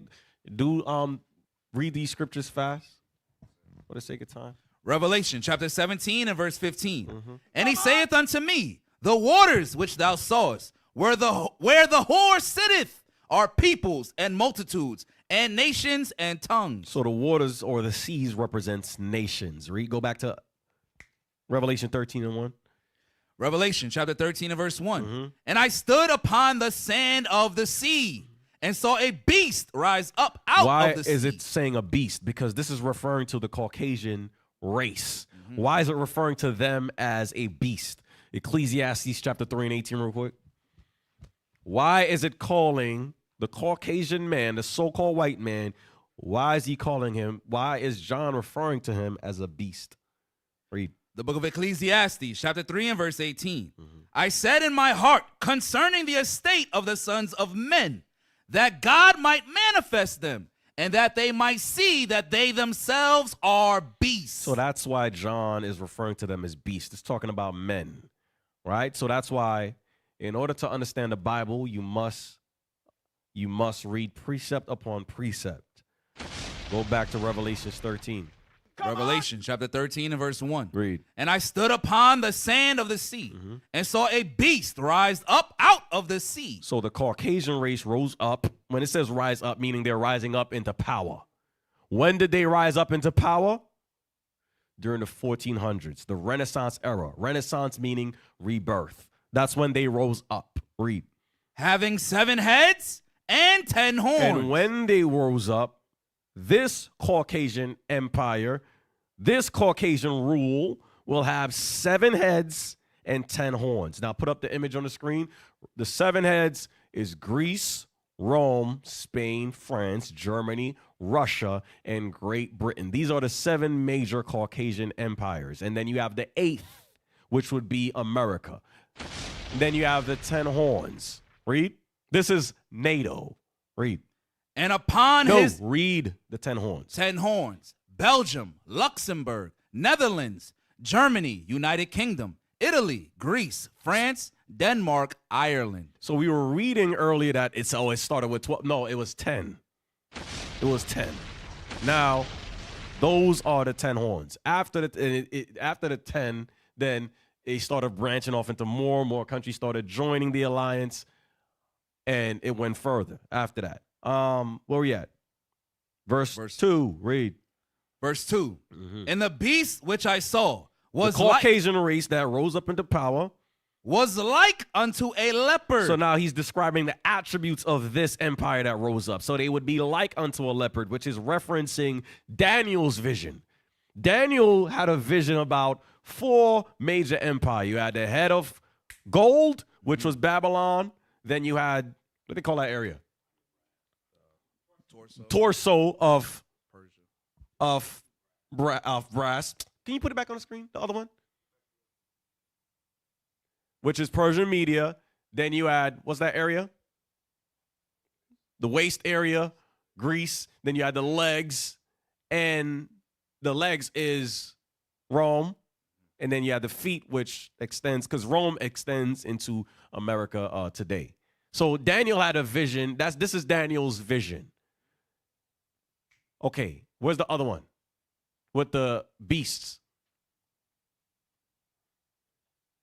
Yes. So Daniel was also shown the same empires, but in the form of beasts. The golden head, which was Babylon, was referred to as a lion with 2 wings. Then you had the Persian Media, which is the torso area that was what? Silver, which was the Persian and Medes. You had Greece, which was the brass, which was referred to as the leopard. Then you had the 4th, which is Rome, which was described as iron. And it extends into the feet and toes, which is iron mixed with miry clay. So Daniel saw the same empires as John saw. What Daniel is now, John, the Revelator, is describing attributes of this last empire, how they share some attributes of ancient empires from before. So the leopard that Daniel saw, the attribute of the leopard in verse 2, read it again. And the beast which I saw was like unto a leopard. So it says this beast was like unto a leopard, meaning that they would have Greek attributes. Read. And his feet were as the feet of a bear. And the bear, they had Persian and Mede attributes as well. Read. And his mouth as the mouth of a lion. And the lion, put the lion on the screen. The lion, that's not the lion. Damn. Is it? What the hell is that? And the lion with 2 wings, is it a lion? And the lion is Babylonian attributes. Read. And the dragon gave him his power. What verse is that?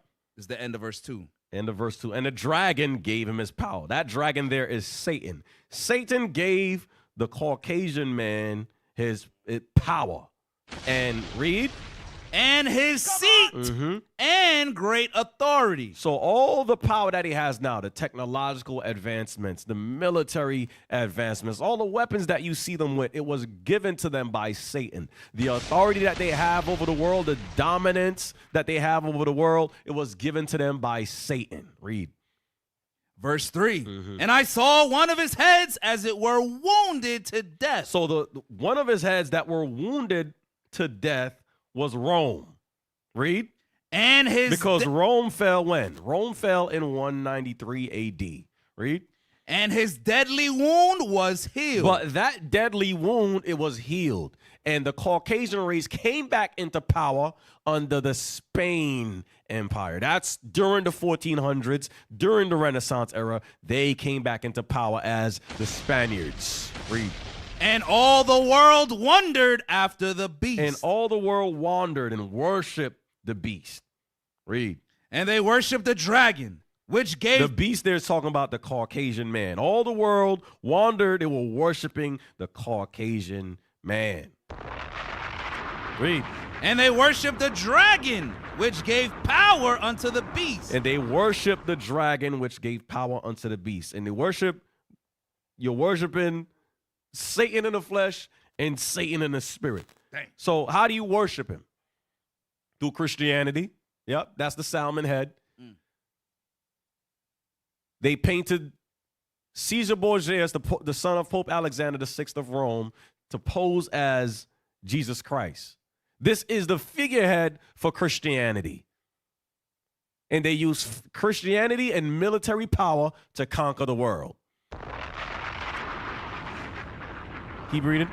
And they worship the beast, saying, who is like unto the beast? And so read verse 4 again in the beginning. Verse 4.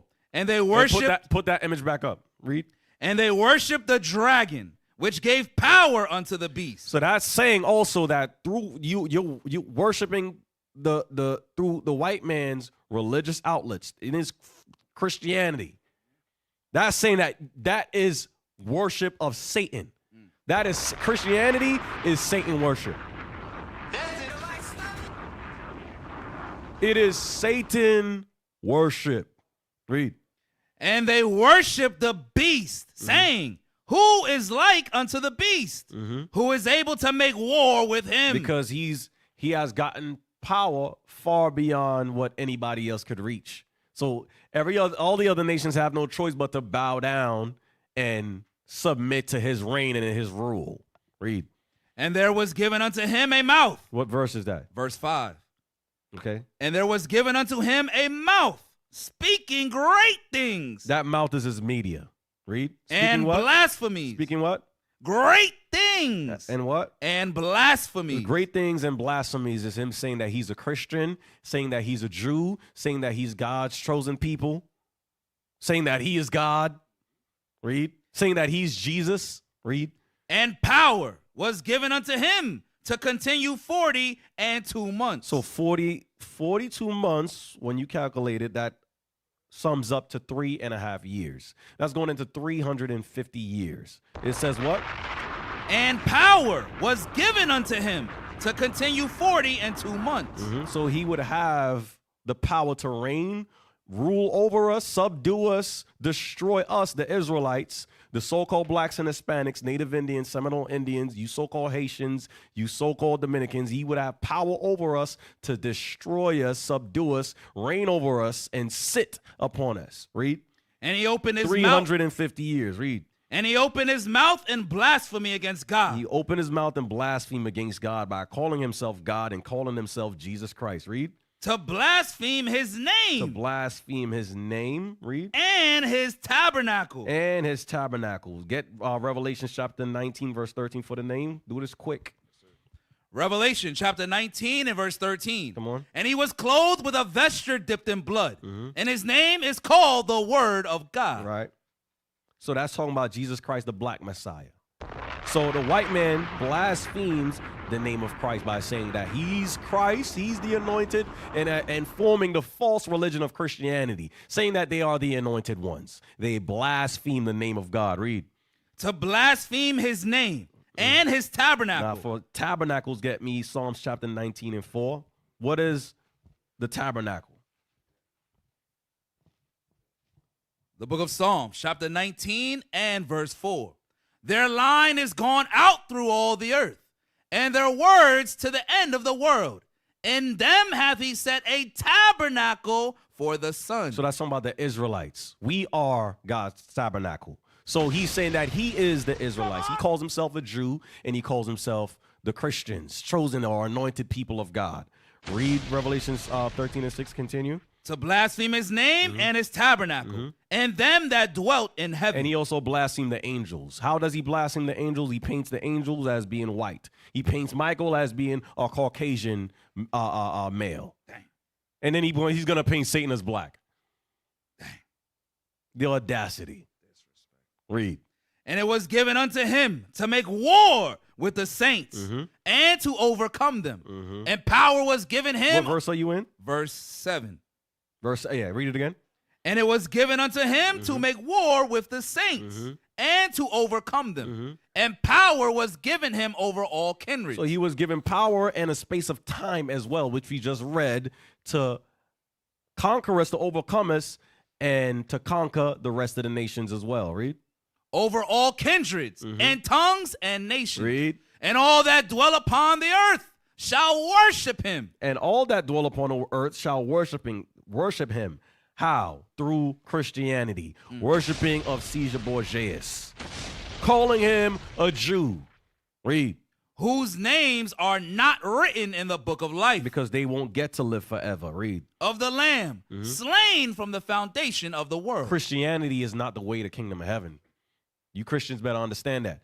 Christianity is not the way to heaven. Christianity was created by the Caucasian man. It's a religion of falsehood. It's a religion of idolatry. Christianity is nowhere in the Bible at all. You will find the term Christians, which means anointed ones. And the anointed ones are not Caucasians. They're not white people. Read. If any man have an ear, let him hear. Because everybody got ears, but everybody can't hear and understand what the Bible is saying. Read.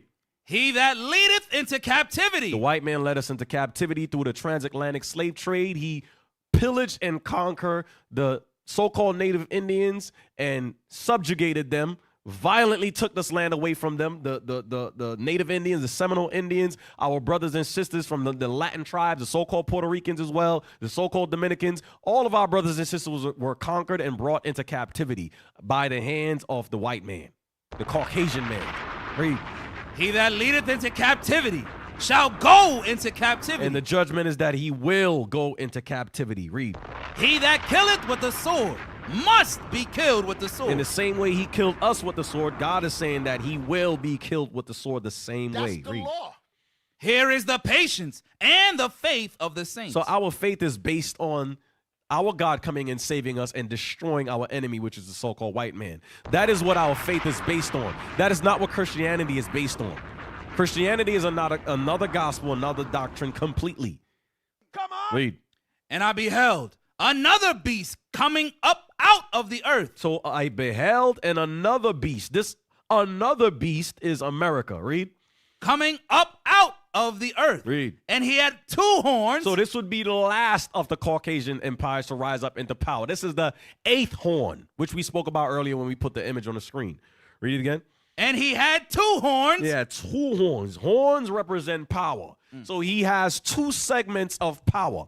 Power is going to be divided in this country. Is going to half of the power is going to go to one horn, half the power is going to go to the other horn. It's not in one central area. Read.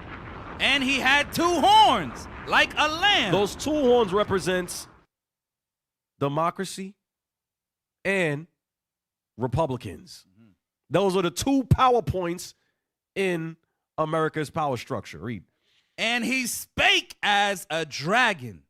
Read it again. There's something I missed. And he had 2 horns like a what? And he had 2 horns like a lamb. Like a lamb. Who's the lamb? Jesus Christ is the Lamb. So he would try to take on the persona of Jesus Christ. Try to take on the persona of righteousness, morality, God-fearing, God bless America, moral, upstanding. He tried to take on that persona. Read. And he spake as a dragon. But he spake as a dragon. He spake as a dragon. How do dragons talk? How do dragons talk? When a dragon opens his mouth, what come out? Fire. Fire. So they will burn your country to hell and back if you don't agree with their policies, if you don't agree with their economic, how they want to establish their economic system. They will bomb you. They will destroy you, destroy your family, destroy your livelihood, take away everything from you. These people are a destructive race. Read.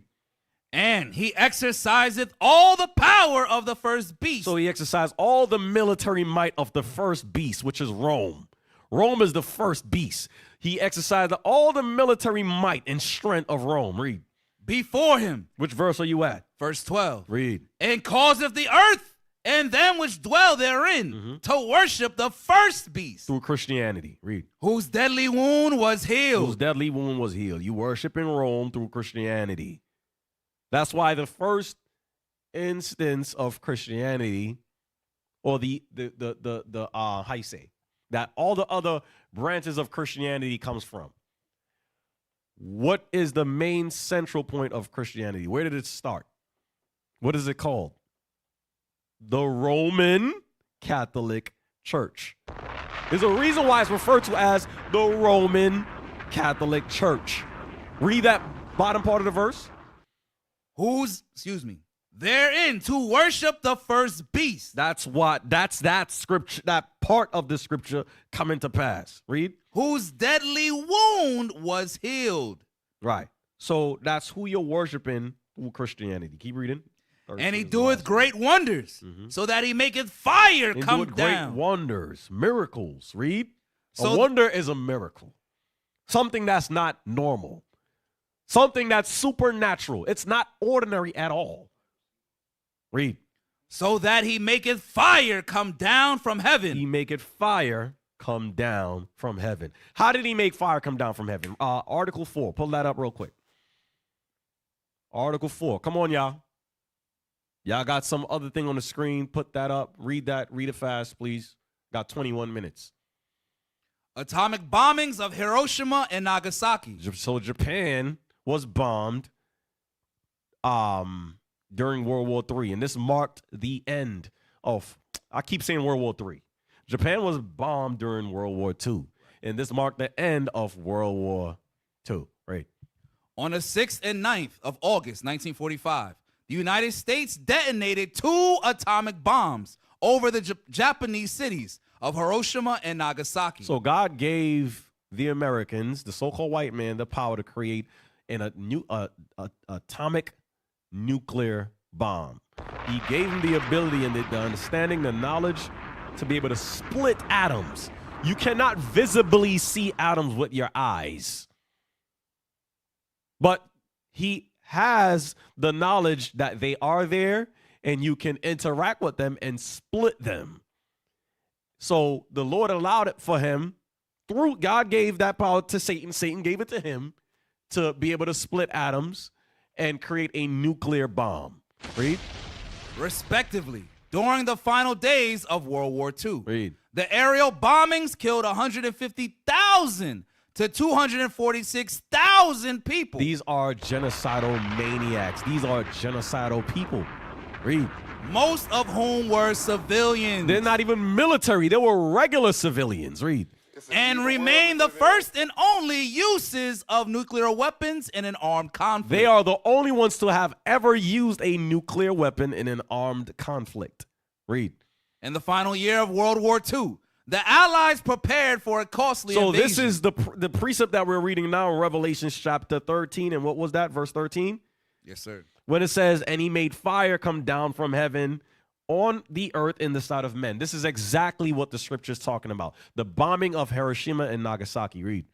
In the final year of World War II, the Allies prepared for a costly invasion of the Japanese mainland. This undertaking was preceded by a conventional bombing and firebombing campaign that devastated 64 Japanese cities, including an operation on Tokyo. All right, so just jump down to the last sentence, I believe it is. Scroll all the way down. Come on. Yeah. Go back up a little bit. So read the Japanese government ignored. The Japanese government ignored the ultimatum. No, I'm sorry. Read the sentence before that. Go up a little bit. The Allies called for the unconditional surrender of the Imperial Japanese Armed Forces in the Potsdam Declaration on the 26th of July, 1945. Read. The alternative being prompt and utter destruction. Right, so they gave them an ultimatum. Lay down, or you're going to suffer prompt and utter destruction. We're going to decimate the rest of you if you don't submit. Read. The Japanese government ignored the ultimatum.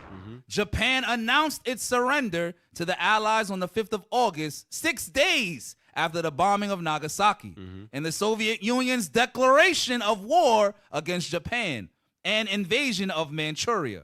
The Japanese government signed an instrument of surrender on the 2nd of September, ending the war. Thus, America, the 8th head, became the world's superpower, the world's military superpower. Who is like unto this man?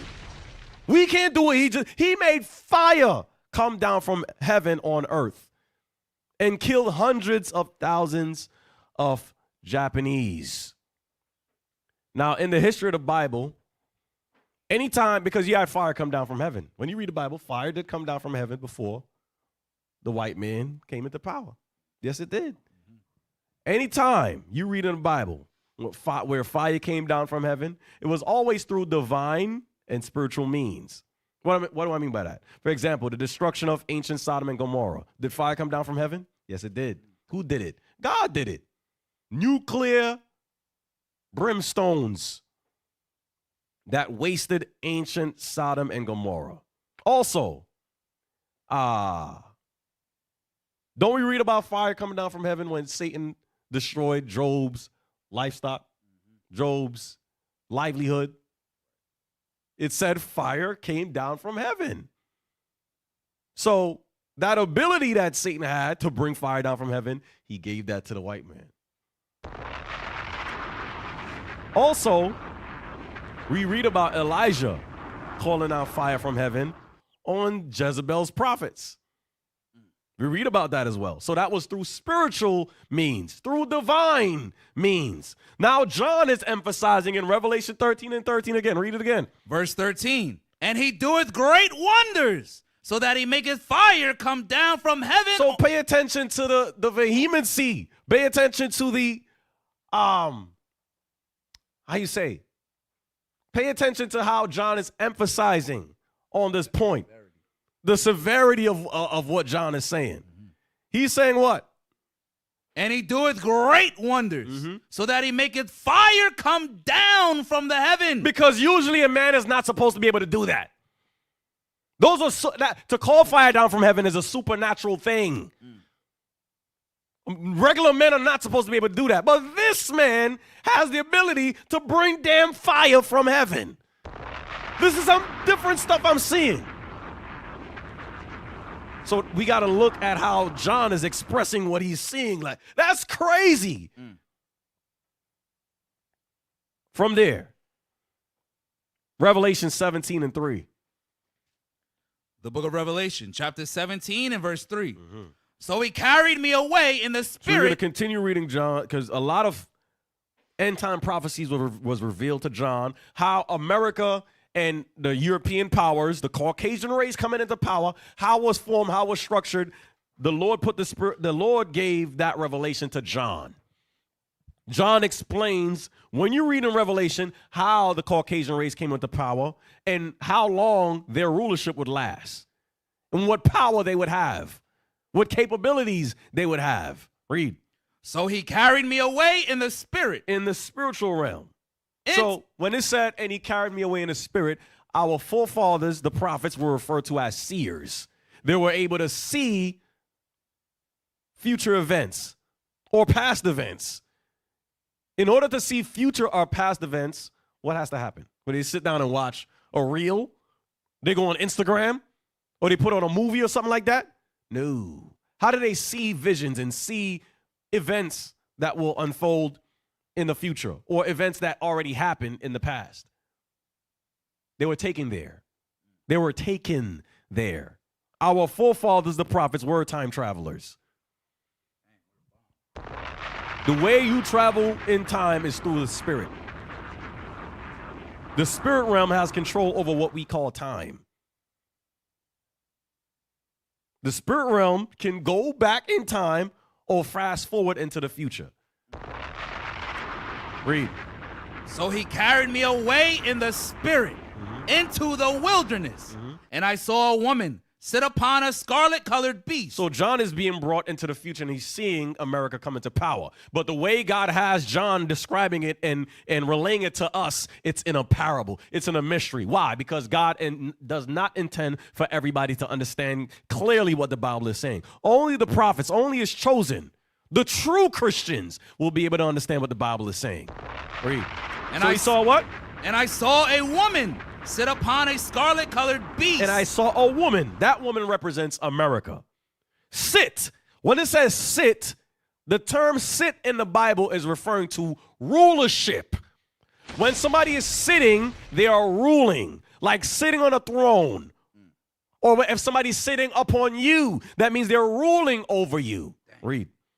And I saw a woman sit upon a scarlet-colored beast. What is scarlet? Scarlet is red. Scarlet is red. Where did we read about red? Revelation chapter 13. You don't got to go there. He's just showing that he's talking about the same beast, the same people rising up into power. But he's describing more. He's giving more context. He's giving more information. Read. And I saw a woman sit upon a scarlet-colored beast. So John is highlighting that this woman that's sitting upon the beast, they are one, but this one is on top of them. So he's making a distinction, like Bishop Yawasab said in this class this past Sabbath. There's a distinction which highlights that this woman that's sitting on the beast has more authority and more power than the rest of the beast, though they are one. Read. And I saw a woman sit upon a scarlet-colored beast, full of names of blasphemy. Full of names of blasphemy, which we just went over. The blasphemy. A blasphemy is a lie against God. He says that he's God. He says that he's the angels. He says that he's the Israelites. He says that he's Jesus. Read. Having 7 heads and 10 horns. So here we go again with the 7 heads. Put it back up. The 7 heads: Greece, Rome, Spain, France, Germany, Russia, and Great Britain. And what? Belgium, Luxembourg. What says 7 heads and what? 7 heads and 10 horns. The 10 horns is NATO, which is right there. Y'all can read it for yourselves. Keep reading. Verse 4. And the woman was arrayed in purple and scarlet color. So purple and scarlet color means that's rulership clothing. Rulership articles of clothing. Only those that are in rulership wears purple and scarlet and these royal colors. Read. And decked with gold and precious So that stones. means they would be rich. The gold and the precious stones means that they are rich. Read. And precious stone and pearls, having a golden cup in her hand. Now, if time permits, we'll go into the golden cup in her hand. It's going into sin. Read. Full of abominations and filthiness of her fornication. Read. And upon her forehead was a name written, Mystery. Mystery, because most people don't know. It's not common knowledge that this person, or not this person, this race, this empire is actually evil. The Bible actually talks about this empire. It's a mystery. It's not something that's widely known, even though it's mentioned in the Bible. The world is deceived. Deception will take place. Read. Mystery. Babylon the Great, the mother of harlots, and an abominations of the earth. So this kingdom would have attributes of ancient Babylon, which we read about in Revelation chapter 13 in the earlier verses when it says that, and the beast, which is the Caucasian race, was like unto a lion. He had a mouth like unto a lion. The reason why I said it is showing that there's a They take on attributes of ancient Babylon. So here goes John again, referring to the Caucasian Empire, America and his European brothers, as being what? Babylon the Great. Read. The mother of harlots. Read. And in abominations of the earth. Mm-hmm. And I saw the woman drunken with the blood of the saints. So they will be persecuting us. Read. And with the blood of the martyrs of Jesus. Read. And when I saw her, I wondered with great admiration. Read. And the angel said unto me, wherefore didst thou marvel? Because there's some things that John didn't fully understand. Read. I will tell thee the mystery of the woman. It's a mystery. Certain things were, John didn't fully get it as yet. The angel's like, I'm going to expound on it. I'm going to explain it to you. Read. I will tell thee the mystery of the woman. Read. And of the beast that carrieth her. The woman, which is America, and the beast, which is his European brothers, which carries him. Read. Which hath the 7 heads and 10 horns. So now he's going to expound. So this explanation will show us how NATO was formed. Read. Verse 8. The beast that thou sawest was and is not. The beast you saw was in your vision, but is not currently in existence. Read. And shall ascend out of the bottomless. Where you at? Top of verse 8. All right, yep. And shall ascend out of the bottomless pit. And shall ascend out of Europe. Europe is being referred to as the bottomless pit. Why? Because they have a lack of natural resources. That's why they prey on Africa so much. They have to carve up Africa and depend on Africa for natural resources. Read. And go into perdition. And this race, this empire rising up into power, it will ultimately lead to destruction. Read. And they that dwell on the earth shall wonder. Through Christianity, he's going to worship the beast and Satan, which gave the beast his power. Read.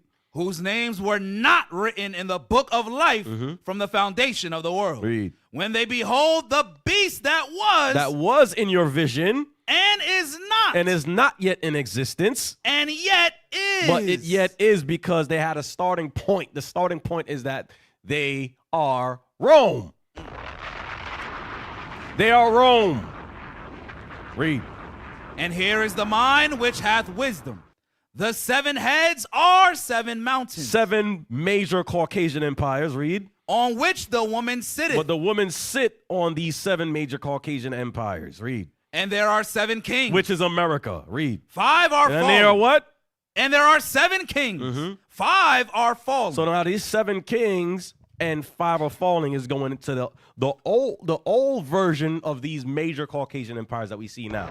So you had ancient Greece, which was referred to as Achaia. You had France, was referred to back then as Gaul. You had Spain, that was referred to as Hispania. You had Germany, which was referred to as Magna Germania. You had Russia, which was referred to as Scythia. Read. And there are 7 kings. 5 are fallen, and 1 is, and the other is not. So there are 7 kings, 5 are fallen, and 1 is. The one that is was what? Rome. Read. And the other is not yet come. And the other that was not yet come was what? Great Britain. Read. And when he cometh. And when he cometh. He must continue a short space. They must continue a short space. Read. And the beast that was. And the beast that was in your vision, John. And is not. And is not yet in existence. Even he is the 8th. And he is the 8th. That 8th is America. Read. And is of the 7th. And is of the 7th, which in verse 10 was referred to as the other that has not yet come. The 8th head comes from the 7th. The 7th is Great Britain. From Great Britain comes the 8th, which is America. Read. And is of the 7th, and goeth into perdition. And when the 8th comes, he's going to bring about total destruction. Read.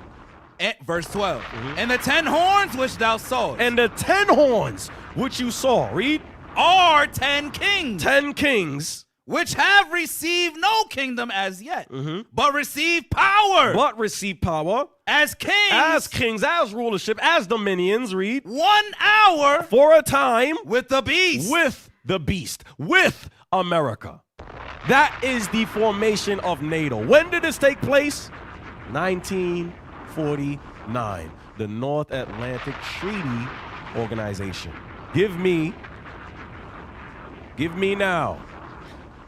Damn, I ain't got time for videos or nothing. Golly. Give me.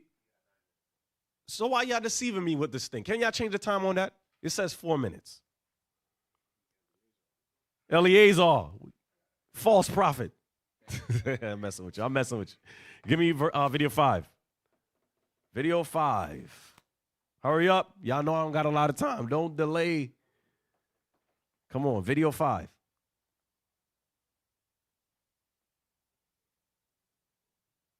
America, UK, France, Germany, Poland, 32 countries combined into one giant military machine called NATO.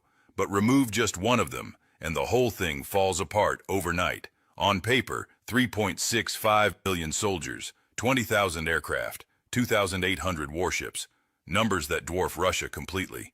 But here's the truth. Europe spent decades doing zero weapons manufacturing. Stop.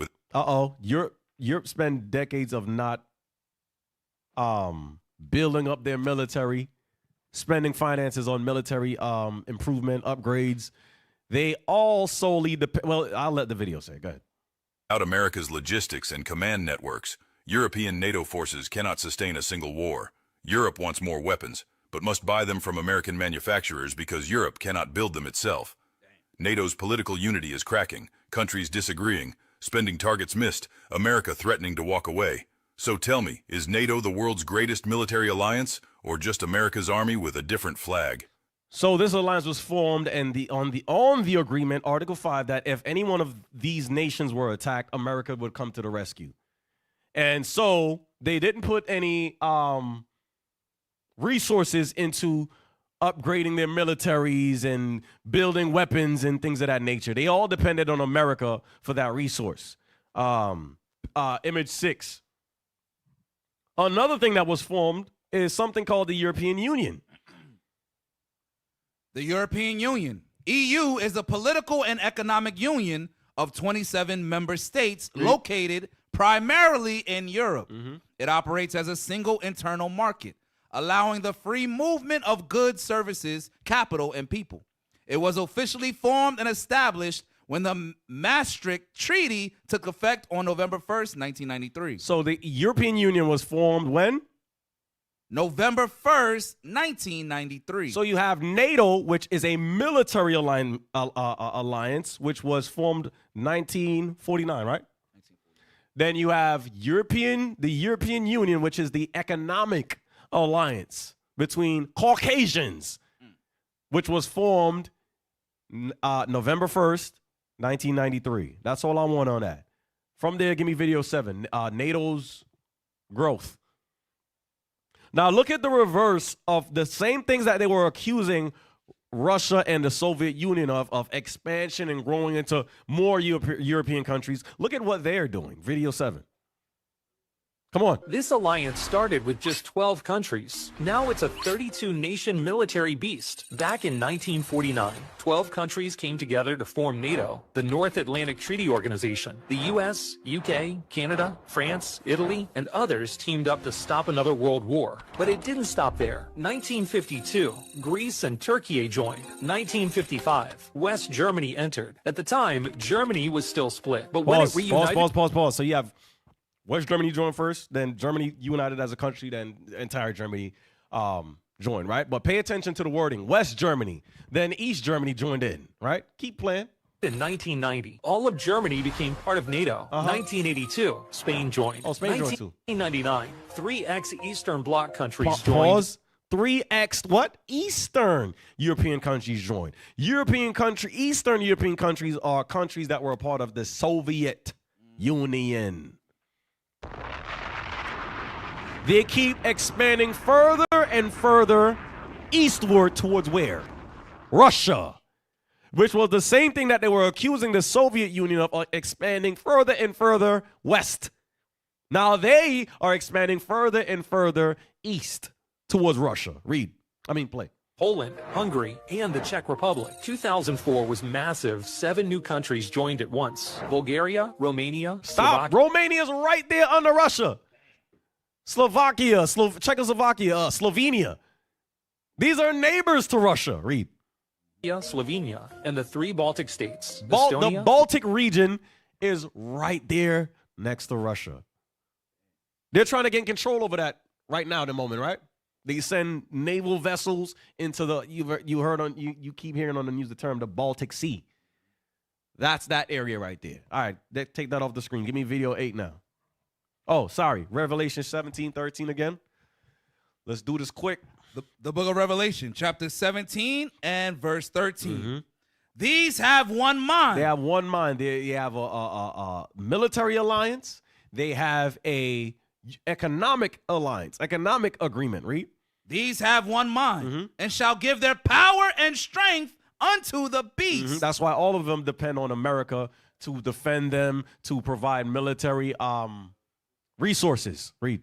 These shall make war with the Lamb, and the Lamb shall... These, which are the 10 horns, these European countries are going to make war with the Lamb, which is Christ, which is after America is destroyed. Read. And the Lamb shall overcome them. Read. For he is Lord of lords. Jump to verse 15. Verse 15. And he saith unto Jump me. to 16. Verse 16. And the 10 horns which thou sawest upon the beast. The NATO, read. These shall hate the whore. NATO will hate America. The whore is that woman that was sitting on the beast. They are going to hate America. Read. And shall make her desolate. And they're going to hate America and the so-called Israelis, which are an extension of America. When you read about the whore or mystery Babylon, how you say Babylon, right? It's at times talking about America as well as the so-called Israelis. Like when you read the book of Obadiah, it refers to them as Babylon, but it's talking about America and the so-called Israelis simultaneously. So they fall in there as well. So they're going to be hated as well. Read. And the 10 horns which thou sawest upon the beast, these shall hate the whore, and shall make her desolate and naked, and shall eat her flesh and burn her with fire. They will come together in agreement to attack America. And we want to find out how will this happen. For the sake of time, I got to skip mad videos that I have. Let's just get to video 13. And then give me Obadiah 101, and that's going to be it. I had other videos, but it is what it is. Come on. Come on. I got literal seconds, brothers. Y'all wasting my most powerful alliance in history is collapsing in the middle of a war. That's right now, Donald Trump is not just fighting Iran, he's fighting his own allies. And for the first time in decades, NATO is starting to crack from the inside. This war didn't just start on the battlefield, it started with a decision. On February 28th, the United States and Israel launched strikes on Iran, and Washington expected one thing: allies would follow. But they didn't. Instead, Europe pushed back. Spain shut its airspace to US war flights. Italy denied landing access at key bases. France refused offensive operations. Portugal allowed only refueling, no strikes. Poland refused to deploy its Patriot systems. This is not hesitation. This is a coordinated refusal. At the center of this crisis is one location, the Strait of Hormuz. Nearly 20% of global oil flows through this narrow corridor. Which Europe depends on. Threatened to shut it down, energy markets shook, inflation risks exploded, and Trump made his demand Europe clear. was affected by that. Reopen Hormuz, or America rethinks the alliance. That's when everything changed. Trump didn't hold back. He warned allies. The U.S. will remember. He even told them, go take the All right, so oil that's the point. yourself. Get to Obadiah chapter 1 now. Get to Obadiah 1. This is the last scripture. Obadiah chapter 1. So NATO is falling apart. NATO just exists in name. There's no more alliance and agreement, and that's over with. It's done. It only exists in name. It's a shell of what it used to be. Read. Obadiah verse 1. The vision of Obadiah. Thus saith the Lord God concerning Edom. Read. We have heard a rumor from the Lord, and an ambassador is sent among the heathen. So all the heathen are going to rise up, being in confederacy, in agreement to go against America and the so-called Israelis, to make war with them and to destroy them. Read. Arise ye, and let us rise up against her in battle. So that's the nations, which include the 10 horns, which is NATO. NATO will be involved in destroying America. Jump to the point. Verse 7. Verse 7. all the men of thy confederacy, all the men that you agreed with, all the men that you allied with, NATO and the European Union, read, have brought thee even to the border. They will conspire with the Arabs and the Iranians to bring you to the land of Israel. That's Jeremiah chapter 49 and 20 when it says the least of the flock shall draw them out, which is the Israelis drawing out the Americans, to the American military to that region. You're going to be distracted. You are going to be annihilated, decimated, destroyed when your military is distracted with a conflict in the land of Israel. Read. The men that were at peace with thee have deceived thee. They lie to you. They will lie to you and deceive you. You will drop your guard. They will catch you slipping. Read. And prevailed against thee. And they will prevail against you. A lot of people think America's going to last forever. Nah, America's on its last leg. Come on. Read. They that eat thy bread have laid a wound. They that ate thy bread. They that you made economic alliances with, economic agreements with, the countries that got rich off of making agreements with you. They are going to do what? They that eat thy bread have laid a wound under thee. Which countries are eating America's bread? The ones that she is allied with, that's the EU. They will conspire. That's NATO. They will conspire with the other nations to destroy you. Why? Because the tariffs that you imposed on them, the wars that you are waging over the earth, all over the earth, is bringing economic impact. It's destroying these various countries' economics. Your allies are like, yo, you're not making decisions that's in our interest, not for our benefits. Why should we be allied with you? Why should we want to listen to you? Why should we obey you? You need to be moved out the way. Read. There is none understanding in him. Because his pride have deceived him. He think that, I'm going to stay in power the whole time and everybody's going to always bow down to me and obey me. No, the nations are conspiring against you to destroy you, including the 10 horns that you were once allied with. So we are reading in the Bible about the death, the destruction of the North Atlantic Treaty Organization called NATO. We're reading in the Bible of how it is being dismantled and being destroyed. So with that, brothers and sisters, we hope y'all got something from the lessons. With that, we're going to shut it down. We say Most High in Christ bless. Subscribe to our secondary New Jersey YouTube page. Increase our subscription, brothers and sisters. Look out for us, help us out, support. With that, we say shalom. Most High in Christ bless. Stay tuned for the Nehemiah Squad.